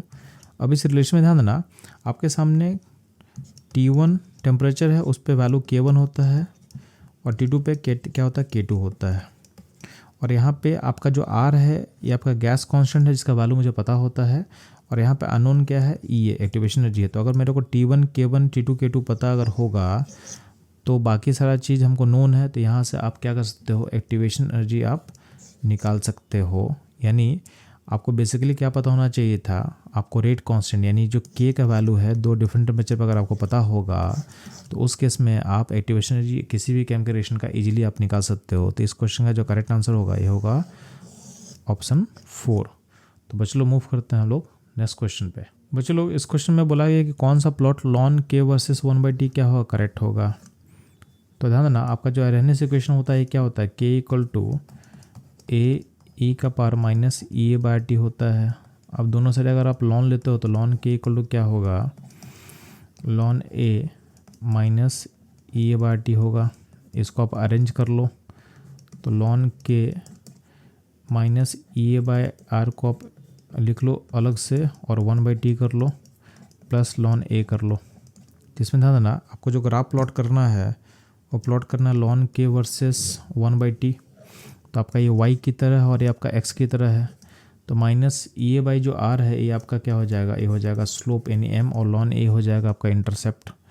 तो आपका जो स्लोप है नेगेटिव होगा क्योंकि r और EA दोनों क्या होता है पॉजिटिव क्वांटिटी होता है। गैस कांस्टेंट r और EA मतलब एक्टिवेशन दोनों पॉजिटिव होता है, तो माइनस साइन बाहर लगा होता है, चाहे चीज़ क्या होगा नेगेटिव होगा।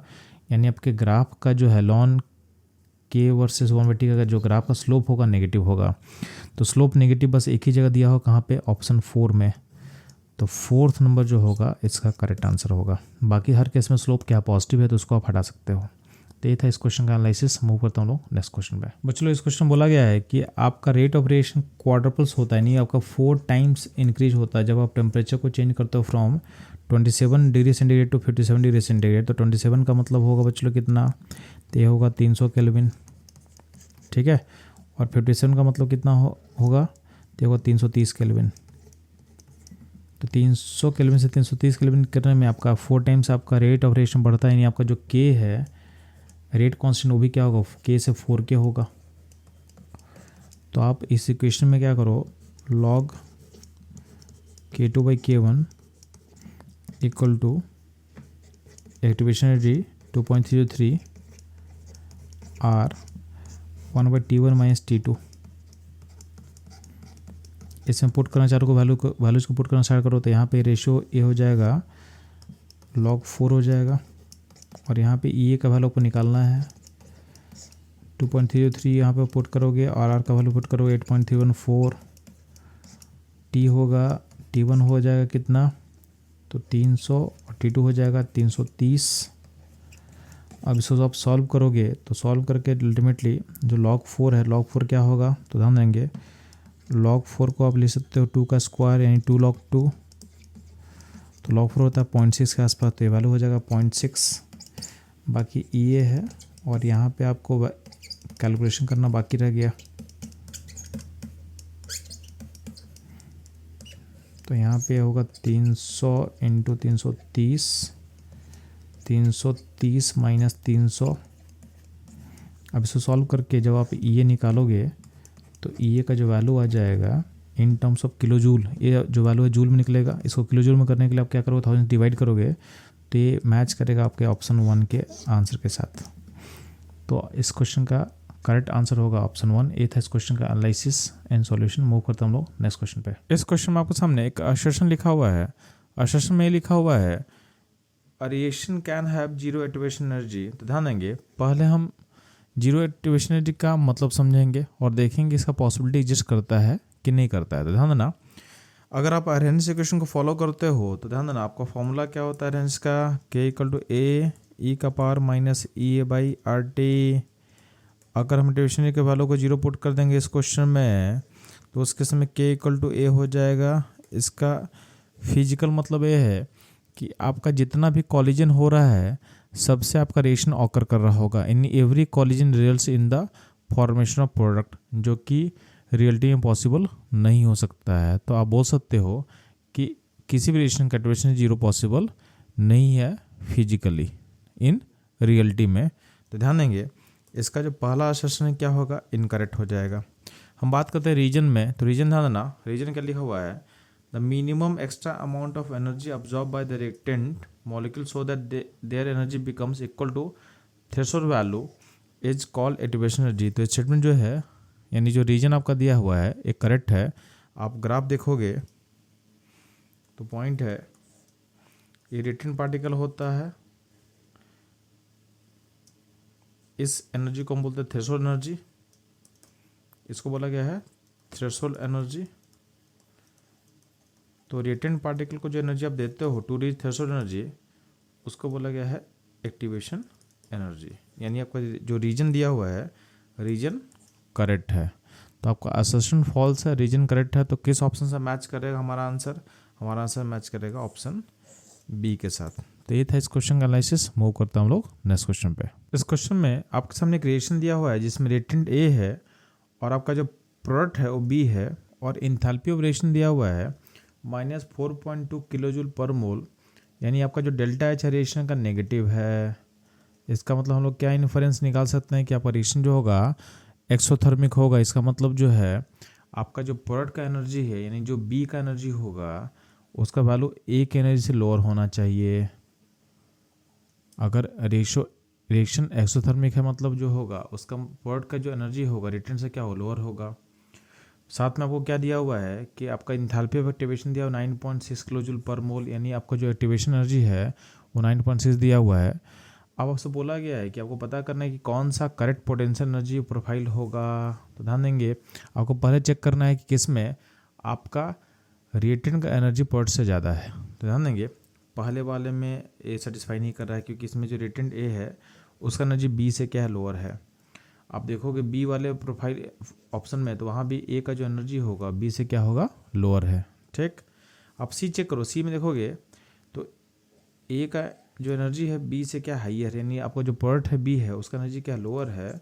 तो ये हमारे एक्सोथर्मिक वाले कंडीशन को मैच कर रहा है। अगर ऑप्शन डी का हम बात करें तो डी में क्या है रिएक्टेंट एंड प्रोडक्ट का एनर्जी क्या इक्वल है ऑलमोस्ट। इसका मतलब क्या होगा, इसका डेल्टा एच क्या होगा जीरो हो जाएगा। तो अगर इन सारे कंडीशन को अप्लाई करते हैं तो हमारा जो एक्सोथर्मिक रिएक्शन का जो कंडीशन है वो ऑप्शन सी मैच करेगा। यानी इस क्वेश्चन का जो करेक्ट आंसर होगा ये होगा ऑप्शन सी।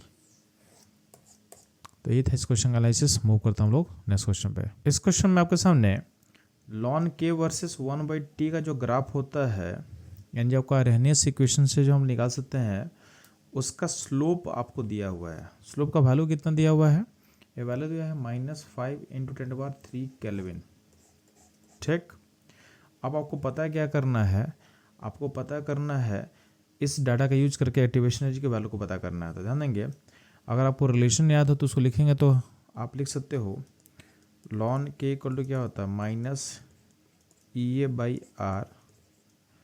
ठीक है, और यहाँ पे क्या होता है 1/t प्लस लॉन ए होता है। तो अगर लॉन के वर्सेस 1/t के अगर आपको देखो, तो इसको अगर y मानते हो और इसको तुम x मानते हो, तो ये जो वैल्यू हो जाएगा, ये वैल्यू हो जाएगा m, यानी स्लोप का वैल्यू इसके इक्वल कर सकते हो। और लॉन ए का वैल्यू क्या होगा? इंटरसेप्ट। यानी अगर इसको आप कंपेयर करोगे y = ms+c में, तो आपका जो स्लोप का वैल्यू होगा उसको आप इक्वेट कर सकते हो -EA/r के वैल्यू से आप इक्वेट कर सकते हो। यानी आप -EA/r इक्वल टू लिख सकते हो जो स्लोप दिया हो क्वेश्चन में। अब इसको आपको सॉल्व करना है, तो इक्वेशन का जो वैल्यू आएगा ये आ जाएगा 5 × 10³ × r, और r का वैल्यू क्या दिया क्वेश्चन में? ये दिया हुआ 8.314, उसको हम यूज कर लेते हैं।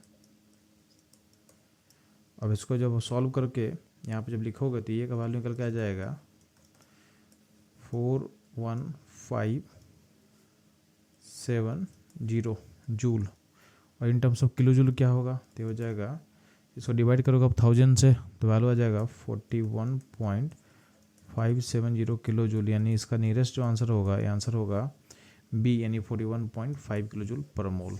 तो इस क्वेश्चन का जो एक्टिवेशन का वैल्यू आ रहा है, ये वैल्यू आएगा 41.5 किलो जूल। ये था इस क्वेश्चन का सॉल्यूशन एनालिसिस। मूव करता हूँ लोग नेक्स्ट क्वेश्चन पे। इस क्वेश्चन में आपके सामने एक रिएक्शन दिया हुआ है जिसका एक्टिवेशन एनर्जी 0 दिया हुआ है, और आपको रेट कांस्टेंट का वैल्यू दिया हुआ है 200 केल्विन। कितना दिया हुआ है? 1.6 × 10⁶ सेकेंड इनवर्स। अब ध्यान देंगे, आपसे पूछा गया है रेट कांस्टेंट का वैल्यू एट 400 केल्विन क्या होगा। तो ध्यान देंगे, आप अरेंज इक्वेशन डालो, a = e⁻−EA/RT आता है। अकॉर्डिंग टू गिवन क्वेश्चन आपका e का वैल्यू कितना दिया क्वेश्चन में? 0।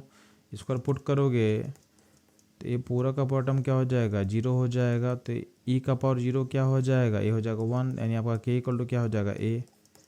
यानी हर टेम्परेचर पे आपका जो k का वैल्यू होगा a के इक्वल होगा, यानी आपका जो k है इस केस में टेम्परेचर इंडिपेंडेंट होगा।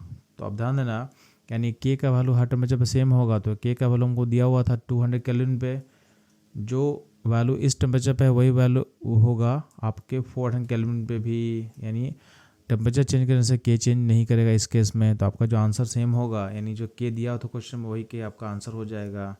तो आपका जो आंसर होगा ऑप्शन बी हमारे आंसर से मैच करेगा। तो ये था इस क्वेश्चन का एनालिसिस। मूव करते हैं हम लोग नेक्स्ट क्वेश्चन पे। इस क्वेश्चन में पूछा गया है कि जब आप कैटलिस्ट को ऐड करते हो किसी रिएक्शन में, तो रिएक्शन का कौन सा एट्रीब्यूट को ये चेंज करता है। तो ध्यान देंगे, आपका जो कैटलिस्ट नॉर्मली क्या होता है? ट्रांजिशन मेटल्स, और ट्रांजिशन मेटल बेसिकली क्या करता है? आपके रिएक्टेंट पार्टिकल को एब्जॉर्ब करेगा, और उस एब्जॉर्प्शन प्रोसेस से क्या होता है? एनर्जी को रिलीज करता है। इस एनर्जी का यूज करके आपके रिएक्शन का जो डिमांड होता है, यानी जो एक्टिवेशन एनर्जी होता है, तो मान लेते हैं कि आपका रिएक्टेंट कन्वर्टर प्रोडक्ट्स है, तो यहाँ पे जो एक्टिवेशन एनर्जी का रिक्वायरमेंट होता है, जिसको हम बोलते हैं एक्टिवेशन एनर्जी, इसको डिक्रीज करता है। यानी आपका जो एक्टिवेशन एनर्जी पहले दिख रहा था अनकटलाइजेशन का, ये अपना एक्टिवेशन एनर्जी होता है, तो ये डिक्रीज करता है। बात समझे? तो ब्लू लाइन जो हम डाल रहे हैं, इसमें लोग कैटलिस्ट यूज कर रहे हैं। तो कैटलिस्ट यूज करने से होता क्या है? आपके रिएक्शन का एक्टिवेशन एनर्जी क्या होता है? डिक्रीज करता है। इसका मतलब ये एक्टिवेशन को ऑल्टर करेगा। ऑप्शन बी हमारा करेक्ट आंसर होगा।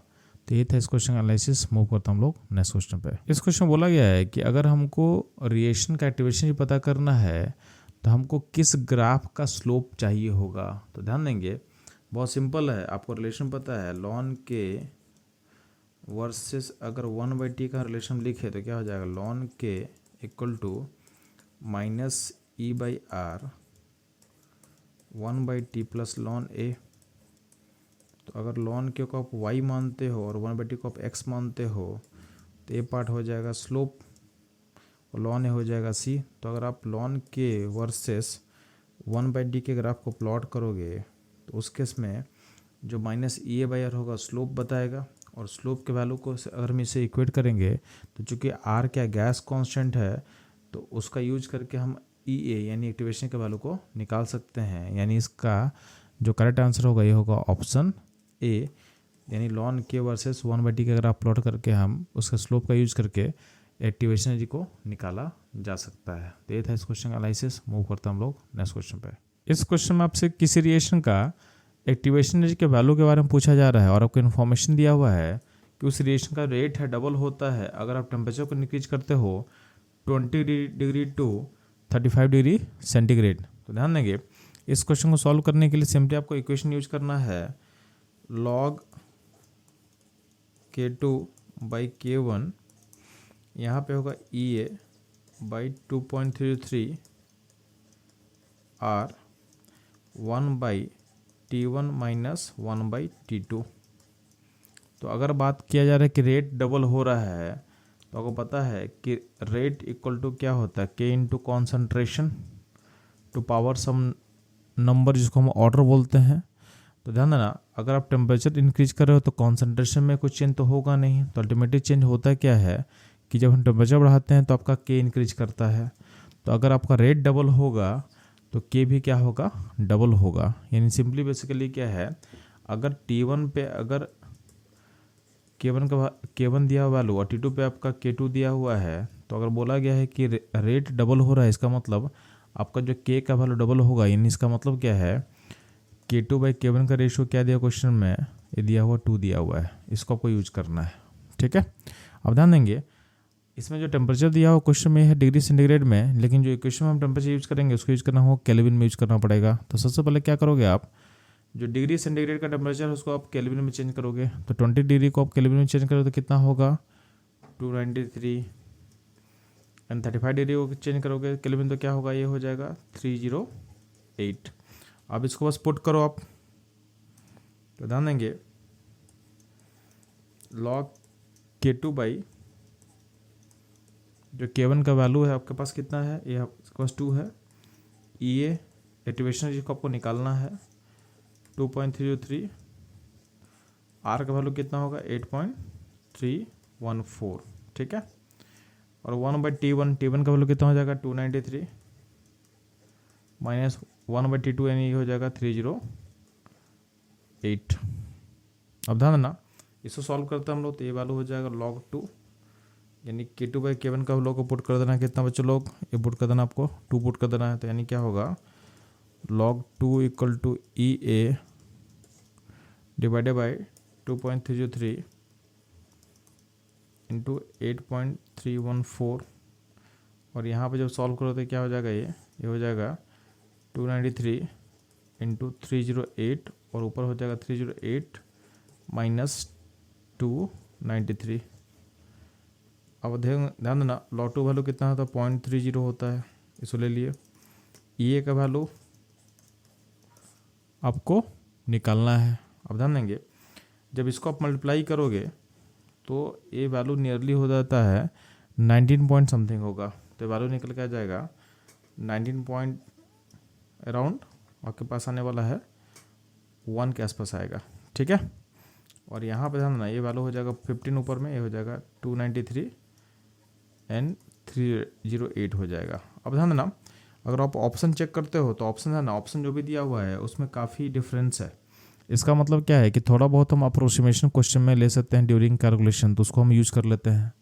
इससे क्या होगा अपना टाइम काफ़ी ज़्यादा सेव हो चुका होगा।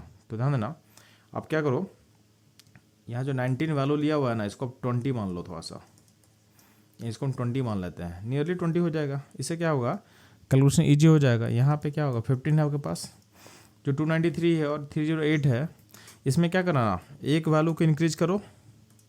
तो 293 को हम 300 बना देते हैं और एक को डिक्रीज कर लो 308 को भी 300 बना लो। इससे क्या होगा आपका आंसर में ज़्यादा इंपैक्ट नहीं पड़ेगा। ऑलमोस्ट सेम एक्सटेंट से हम क्या किए एक वैल्यू को इंक्रीज कर दिए हैं और उसी एक्सटेंट से हम दूसरे को क्या कर दिया डिक्रीज कर दिए हैं। तो इससे आपके आंसर में इंपैक्ट मिनिमम आने वाला है।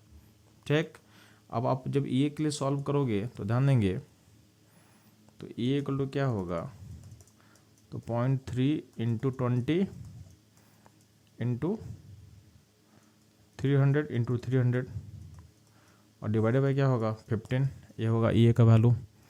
अब ध्यान देंगे ये हो जाएगा 6 इंटू, यहाँ 3 इंटू 3 को 9 कर सकते हैं और इंटू 10 ऊपर आप जो है 4 अलग से कर लो, डिवाइडेड बाई 15।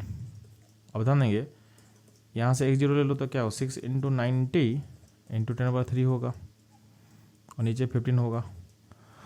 अब 15 के टेबल में 9 कितने बार में कट सकता है, तो 6 बार में कटेगा, तो ये ऑलमोस्ट 6 बार में कटेगा, तो ये हो जाएगा 36 इंटू 10/3, ये हो जाएगा जूल। किलो जूल में कितना आंसर होगा, तो डिवाइड करो 1000 से, तो हो जाएगा 36। इसको आप चेंज करोगे किस में, किलो जूल में, तो ये क्या करना 1000 से डिवाइड करना, तो ये हो जाएगा आपका इक्वेशन का वैल्यू हो जाएगा 36 किलो जूल। यानी हमारा जो आंसर है मैच करेगा ऑप्शन ए के साथ। नियरली क्या होगा 34.5 किलो जूल, 34.7 किलो जूल जो है उस ऑप्शन से हमारे साथ मैच करेगा। तो ध्यान देना, अगर आप वैल्यूज को आप एग्जैक्ट पुट करके निकालते तो आपका जो आंसर होता है एग्जैक्ट इतना आ जाता, यानी ऑप्शन ए हमारा सही आंसर होगा। तो इस तरीके आपके अप्रोक्सीमेशन का अप्रोच सीखने के लिए हमारे साथ बने रहें। मिलते हैं हम लोग नेक्स्ट क्वेश्चन पे। इस क्वेश्चन में एक जीरो ऑर्डर रिएक्शन दिया हुआ है और बोला हुआ है कि अगर हम 10 डिग्री का इंक्रीज करते हैं टेम्परेचर तो आपका रेट क्या होता है, डबल होता है। इस इन्फॉर्मेशन का यूज करके बोला गया है कि अगर आप टेम्परेचर को 10 डिग्री से अगर 100 डिग्री तक मूव करते हो तो उस केस में आपका रेट कितने फोल्ड आपका इंक्रीज करने वाला है। तो ध्यान देंगे बहुत सिंपल है, जब आप टेम्परेचर को 10 to 100 तक लेके जाते हो तो डिफरेंस यानी चेंज कितने का आता है, चेंज आता है 90 डिग्री का। इस 90 डिग्री में 10 डिग्री कितने बार रिपीट करने वाला है, तो 10 से 100 का मूवमेंट में आपका जो 10 डिग्री का जो राइज होगा 9 बार आने वाला है। ठीक है, तो इसको हम ए बोल देते हैं। ये मतलब हो जाएगा डेल्टा टी को डिवाइड करो 10 से, तो आपको पता चल जाएगा कि आपका 10 डिग्री का राइज कितने बार हुआ सिस्टम में, तो ये होगा 9 टाइम्स। ठीक, अब आपको रेट चाहिए फाइनल, तो फाइनल रेट जो होता है बाय रेट इनिशियल जो बिगनिंग में था इक्वल टू होगा 2 to पावर ए, और ये यहाँ पे क्या होगा जो नंबर हम निकाल रहे हैं जो कि 9 है, तो आप इसको पुट कर दो तो 2 to पावर 9 कर दो, rate final by rate initial, और ये वैल्यू निकल के आ जाएगा कितना, तो 2 to पावर 9 का वैल्यू निकाल लो बच्चों, लगे हो जाएगा 512। इसका मतलब आपका जो फाइनल रेट है इनिशियल रेट का वो 512 टाइम्स ज़्यादा होगा, यानी ऑप्शन बी हमारा करेक्ट आंसर होने वाला है। ठीक है, तो ये था इस क्वेश्चन का एनालिसिस। मूव करते हम लोग नेक्स्ट क्वेश्चन पे। इस क्वेश्चन में आपसे पूछा गया है दो अलग अलग टेम्परेचर पे जो रेट कांस्टेंट का वैल्यू होगा उसको हम K1 और K2 बोल देते हैं, और एक्टिवेशन एनर्जी के बीच में रिलेशन क्या होगा। तो ध्यान देंगे आपका उस रिलेशन जो होता है ln K2/K1 E by R, यानी activation energy divided by rate आपके पास gas constant 1/T1 minus 1/T2। अब ये रिलेशन होता है, अब देखोगे रिलेशन जो है हमारे ऑप्शन डी से मैच करेगा, तो ऑप्शन डी इसका जो है एक करेक्ट आंसर होने वाला है। अब ध्यान देंगे अगर इसमें से माइनस अगर हम बाहर निकालते हैं तो माइनस बाहर निकालेंगे तो उस केस में हो जाएगा 1/T2 माइनस 1/T1, और ये देखोगे ये जो रिलेशन है हमारे ऑप्शन बी से मैच करेगा। यानी इस क्वेश्चन में दो करेक्ट आंसर होंगे, B and D both are correct answer. ठीक है, तो बी भी सही होगा एंड डी भी सही होगा इस क्वेश्चन के लिए। तो ये था इस क्वेश्चन का एनालिसिस। मूव करता हम लोग नेक्स्ट क्वेश्चन पे। इस क्वेश्चन में आपको सामने एक रिएक्शन दिया हुआ है और उसका रेट लॉ लिखा हुआ है, और बोला गया इस रिएक्शन का जो रेट कांस्टेंट यानी जो के है उसको इंक्रीज हम कैसे कर सकते हैं। तो ध्यान देंगे आपको पता होना चाहिए जो रेट कांस्टेंट जो के होता है यूजिंग अरहेनियस इक्वेशन बोल सकते हैं कि जो रेट कांस्टेंट के है डिपेंड ओनली करता है ओनली टेम्परेचर पे। तो अगर आप टेम्परेचर को चेंज करोगे तो ही आपका रेट जो है कांस्टेंट चेंज करेगा, नहीं तो चेंज नहीं करेगा। तो अगर आप टेम्परेचर को इंक्रीज करते हो तो रेट कांस्टेंट इंक्रीज करेगा, अदरवाइज इसमें कोई चेंजेस नहीं होगा। तो ऑप्शन जो ए होगा हमारा इस क्वेश्चन का करेक्ट आंसर होगा। तो ये था इस क्वेश्चन का एनालिसिस। मूव करता हूँ लोग नेक्स्ट क्वेश्चन पे। इस क्वेश्चन में आपके सामने दो अलग अलग रिएक्शन का रेट कांस्टेंट दिया हुआ है, K1 और K2, उसका वैल्यू को भी लिखा हुआ है। तो जो K1 है 10⁻16 इंटू e⁻−2000/T है, और K2 का वैल्यू लिया हुआ है 10⁻15 e⁻−1000/T लिया हुआ है। अब बोला गया है कि किस टेम्परेचर पे दोनों का वैल्यू इक्वल होगा, यानी आपको K1 इक्वल टू K2 को का इक्वलिटी का जो कंडीशन है उसका यूज़ करके आपको टेम्परेचर को बताना था। तो ध्यान देंगे, सिंपली क्या करो, दोनों के एक्सप्रेशन को इक्वेट करो। तो K1 10⁻16 e⁻−2000 by T, K2 क्या होगा 10⁻15 e⁻1000 by T.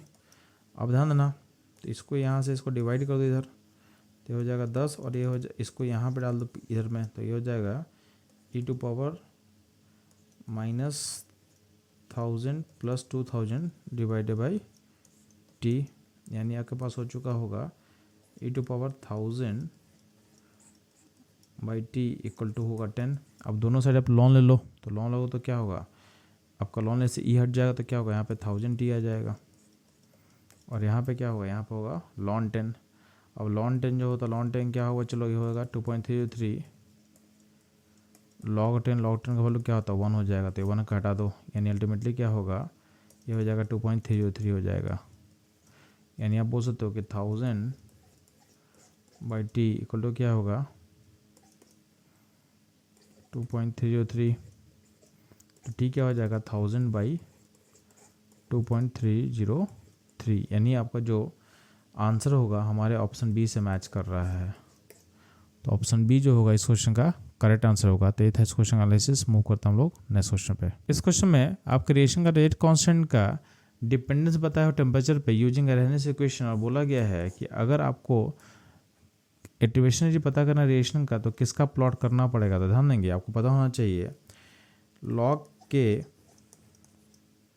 Equal to होता है minus activation energy divided by 2.303 R 1 by T plus log A। तो अब देखोगे, अगर आप log K versus 1 by T के अगर आपको प्लॉट करते हो, तो उसमें ध्यान देना y equal to mx plus C से अगर हम इक्वेट करते हैं, तो माइनस EA बाई 2.33 R जो है ये हमारे स्लोप के इक्वल होगा। इसमें 2.33 कांस्टेंट है, और R क्या होता है गैस कांस्टेंट, यानी 8.314। तो हमको चूँकि सब कुछ पता है, और अगर हमको स्लोप का वैल्यू पता रहेगा, तो उसे इक्वेट करके हम सिंपली एक्टिवेशन को निकाल सकते हैं। यानी हमारा जो आंसर मैच करेगा, आंसर सी से मैच करेगा, यानी log के वर्सेस 1 बाई टी का जो हम प्लॉट करेंगे, उससे स्लोप का यूज़ करके हम लोग एक्टिवेशन के वैल्यू को निकाल सकते हैं। तो ये था इस क्वेश्चन एनालिसिस। मूव करता हम लोग नेक्स्ट क्वेश्चन पे। आपके सामने एक रिलेशन दिया हुआ है ए से बी, और बोला गया है कि इसका एक्टिवेशन जो फॉरवर्ड का है वो ये दिया हुआ है। तो आपसे बोला गया है रिवर्स का एक्टिवेशन जी क्या होगा। तो ध्यान देंगे, जब भी कोई रिएक्शन होता है, तो अगर रिएक्शन मान लेते हैं आपके पास अगर एंडोथर्मिक है, मतलब आपका रिएक्टेंट क्या होगा, एनर्जी क्या होगा नीचे होगा, वर्क एनर्जी क्या होगा हाइयर होगा। तो इसका इसमें रिएक्शन ऐसा होगा, तो ये आपका हो गया फॉरवर्ड का एक्टिवेशन एनर्जी, और ये हो जाएगा आपका बैकवर्ड का एक्टिवेशन एनर्जी। यानी इस केस में क्या है, फॉरवर्ड और बैकवर्ड में फॉरवर्ड वाले का वैल्यू क्या होता है ज़्यादा दिख रहा है इस केस में, ठीक है। सिमिलरली अगर आपका रिएक्शन एक्सोथर्मिक होगा, उसमें क्या होता है रिएक्टेंट का एनर्जी क्या होता है हाइयर होता है एज टू प्रोडक्ट। तो उस केस में आप देखोगे तो ये हो गया फॉरवर्ड का एक्टिवेशन एनर्जी, और ये हो जाएगा आपका बैकवर्ड का एक्टिवेशन एनर्जी। तो इस केस में क्या होगा, बैकवर्ड का वैल्यू जो होता है फॉरवर्ड से क्या होता है ज़्यादा होता है, यानी इसमें कुछ ही पॉसिबल हो सकता है। तो आपका जो आंसर जो मैच कर हमारे ऑप्शन के साथ देखोगे, तो it can A C option से मैच करेगा। यानी जो आपका जो रिवर्स यानी बोल सकते रिएक्शन का जो एक्टिवेशन एनर्जी है वो फॉरवर्ड से ज़्यादा भी हो सकता है, ठीक है, और कम भी हो सकता है। ज़्यादा कब होगा जब रिएक्शन क्या होगा एक्सोथर्मिक होगा, और कम कब होगा जब रिएक्शन क्या होगा एंडोथर्मिक होगा। तो ये था इस क्वेश्चन एनालिसिस। मूव करते हम लोग नेक्स्ट क्वेश्चन पे। इस क्वेश्चन में आपके सामने इन्फॉर्मेशन दिया हुआ है कि एक बायोकेमिकल रिएक्शन को हम कैरी आउट कर रहे हैं एक लेबोरेटरी में outside the human body in absence of enzyme, यानी एंजाइम यहाँ पे नहीं है। Then the rate of reaction obtained is 10⁻⁻6 times, उससे घट चुका है। तो बोला गया है the activation energy of the reaction in presence of enzyme as. तो हाँ ना, आपको पता है कि एंजाइम क्या होता है जस्ट लाइक कैटलिस्ट, और कैटलिस्ट क्या करता है अपटेक के एक्टिवेशन एनर्जी को क्या करता है डिक्रीज करता है। तो आप अगर सेम रिएक्शन को करोगे एंजाइम के साथ और एंजाइम के बिना, तो उनका जो एक्टिवेशन का वैल्यू क्या होगा डिफरेंट होगा। तो ये जो आंसर है हमारे ऑप्शन सी से मैच करेगा, यानी दोनों केसेस में एक्टिवेशन का वैल्यू क्या होगा डिफरेंट होगा। तो ये था इस क्वेश्चन का सॉल्यूशन। मूव करता हूँ लोग नेक्स्ट क्वेश्चन पे। इस क्वेश्चन बोला है कि एंजाइम आपके बायोकेमिकल रिएक्शन के रेट को बढ़ाता कैसे है। तो ध्यान देना, एंजाइम बेसिकली एक बायो कैटलिस्ट होता है, और जब भी हम बात करते हैं कैटलिस्ट का, तो कैटलिस्ट क्या करता है, आपके एक्टिवेशन रेट को डिक्रीज करेगा और रेट ऑफ रिएक्शन को फास्ट करेगा। यानी ऑप्शन जो है ए है हमारा इस क्वेश्चन का करेक्ट आंसर होगा। तो ये था इस क्वेश्चन एनालिसिस। मूव करता हम लोग नेक्स्ट क्वेश्चन पे। इस क्वेश्चन बोला गया है कि आपको एक्टिवेशन रेट ऑफ रिएक्शन पता करना है, तो उसके लिए आप क्या करोगे, तो ध्यान देंगे आपको रिलेशन पता होना चाहिए log K2/K1 A/2.33 R 1/T1 - 1/T2। तो इस रिलेशन को आप देखोगे तो अगर आपके पास दो अलग अलग टेम्परेचर पर अगर रेट कांस्टेंट पता है, तो उसका यूज करके आप सिंपली क्या करोगे, ये के वैल्यू को निकालोगे, जो कि यहाँ पे नीचे में जो है 2.33 R एक कांस्टेंट वैल्यू आ जाएगा। तो अल्टीमेटली अगर आपको T1 पे K1 पता है, T2 पे K2 पता है, तो वैल्यूज को पुट करो, आपको मिल जाएगा एक्टिवेशन का वैल्यू मिल जाएगा। यानी हमारा जो ऑप्शन ए है इस क्वेश्चन का करेक्ट आंसर होगा। तो ये था इस क्वेश्चन एनालिसिस। मूव करते हैं हम लोग नेक्स्ट क्वेश्चन पे। इस क्वेश्चन बोला गया कि एंजाइम का यूज करके बायोकेमिकल रिएक्शन का रेट को हम लोग क्या करते हैं, तो हम इसको इंक्रीज करते हैं। तो एंजाइम बेसिकली एक बायोलॉजिकल कैटलिस्ट होता है, तो क्या होता है आपके बायोकेमिकल प्रोसेस के रेट को क्या करेगा, फास्ट करेगा, यानी इनहेंस करेगा। तो ऑप्शन बी इसका करेक्ट आंसर होगा। तो ये था इस क्वेश्चन एनालिसिस। मूव करता हम लोग नेक्स्ट क्वेश्चन पे। अगर आप कॉन्सेंट्रेशन रिएक्टेंट को बढ़ाते हो तो इसका इम्पैक्ट क्या पड़ेगा, तो ध्यान देना जितना कॉन्सेंट्रेशन हाइयर होगा रिएक्टेंट का, उतना ही क्या होगा, एक वॉल्यूम में आपका पार्टिकल का नंबर क्या हो इंक्रीज कर रहा है। तो इसके इम्पैक्ट क्या पड़ता है कि जो रिएक्टेंट के कॉलिजन होने का जो चांसेस है, यानी जो कॉलिजन का जो फ्रिक्वेंसी है वो क्या होगा, इंक्रीज कर जाएगा। यानी आपका जो ऑप्शन डी होगा इस क्वेश्चन का करेक्ट आंसर होगा। तो ये था इस क्वेश्चन एनालिसिस। मूव करता हम लोग नेक्स्ट क्वेश्चन पे।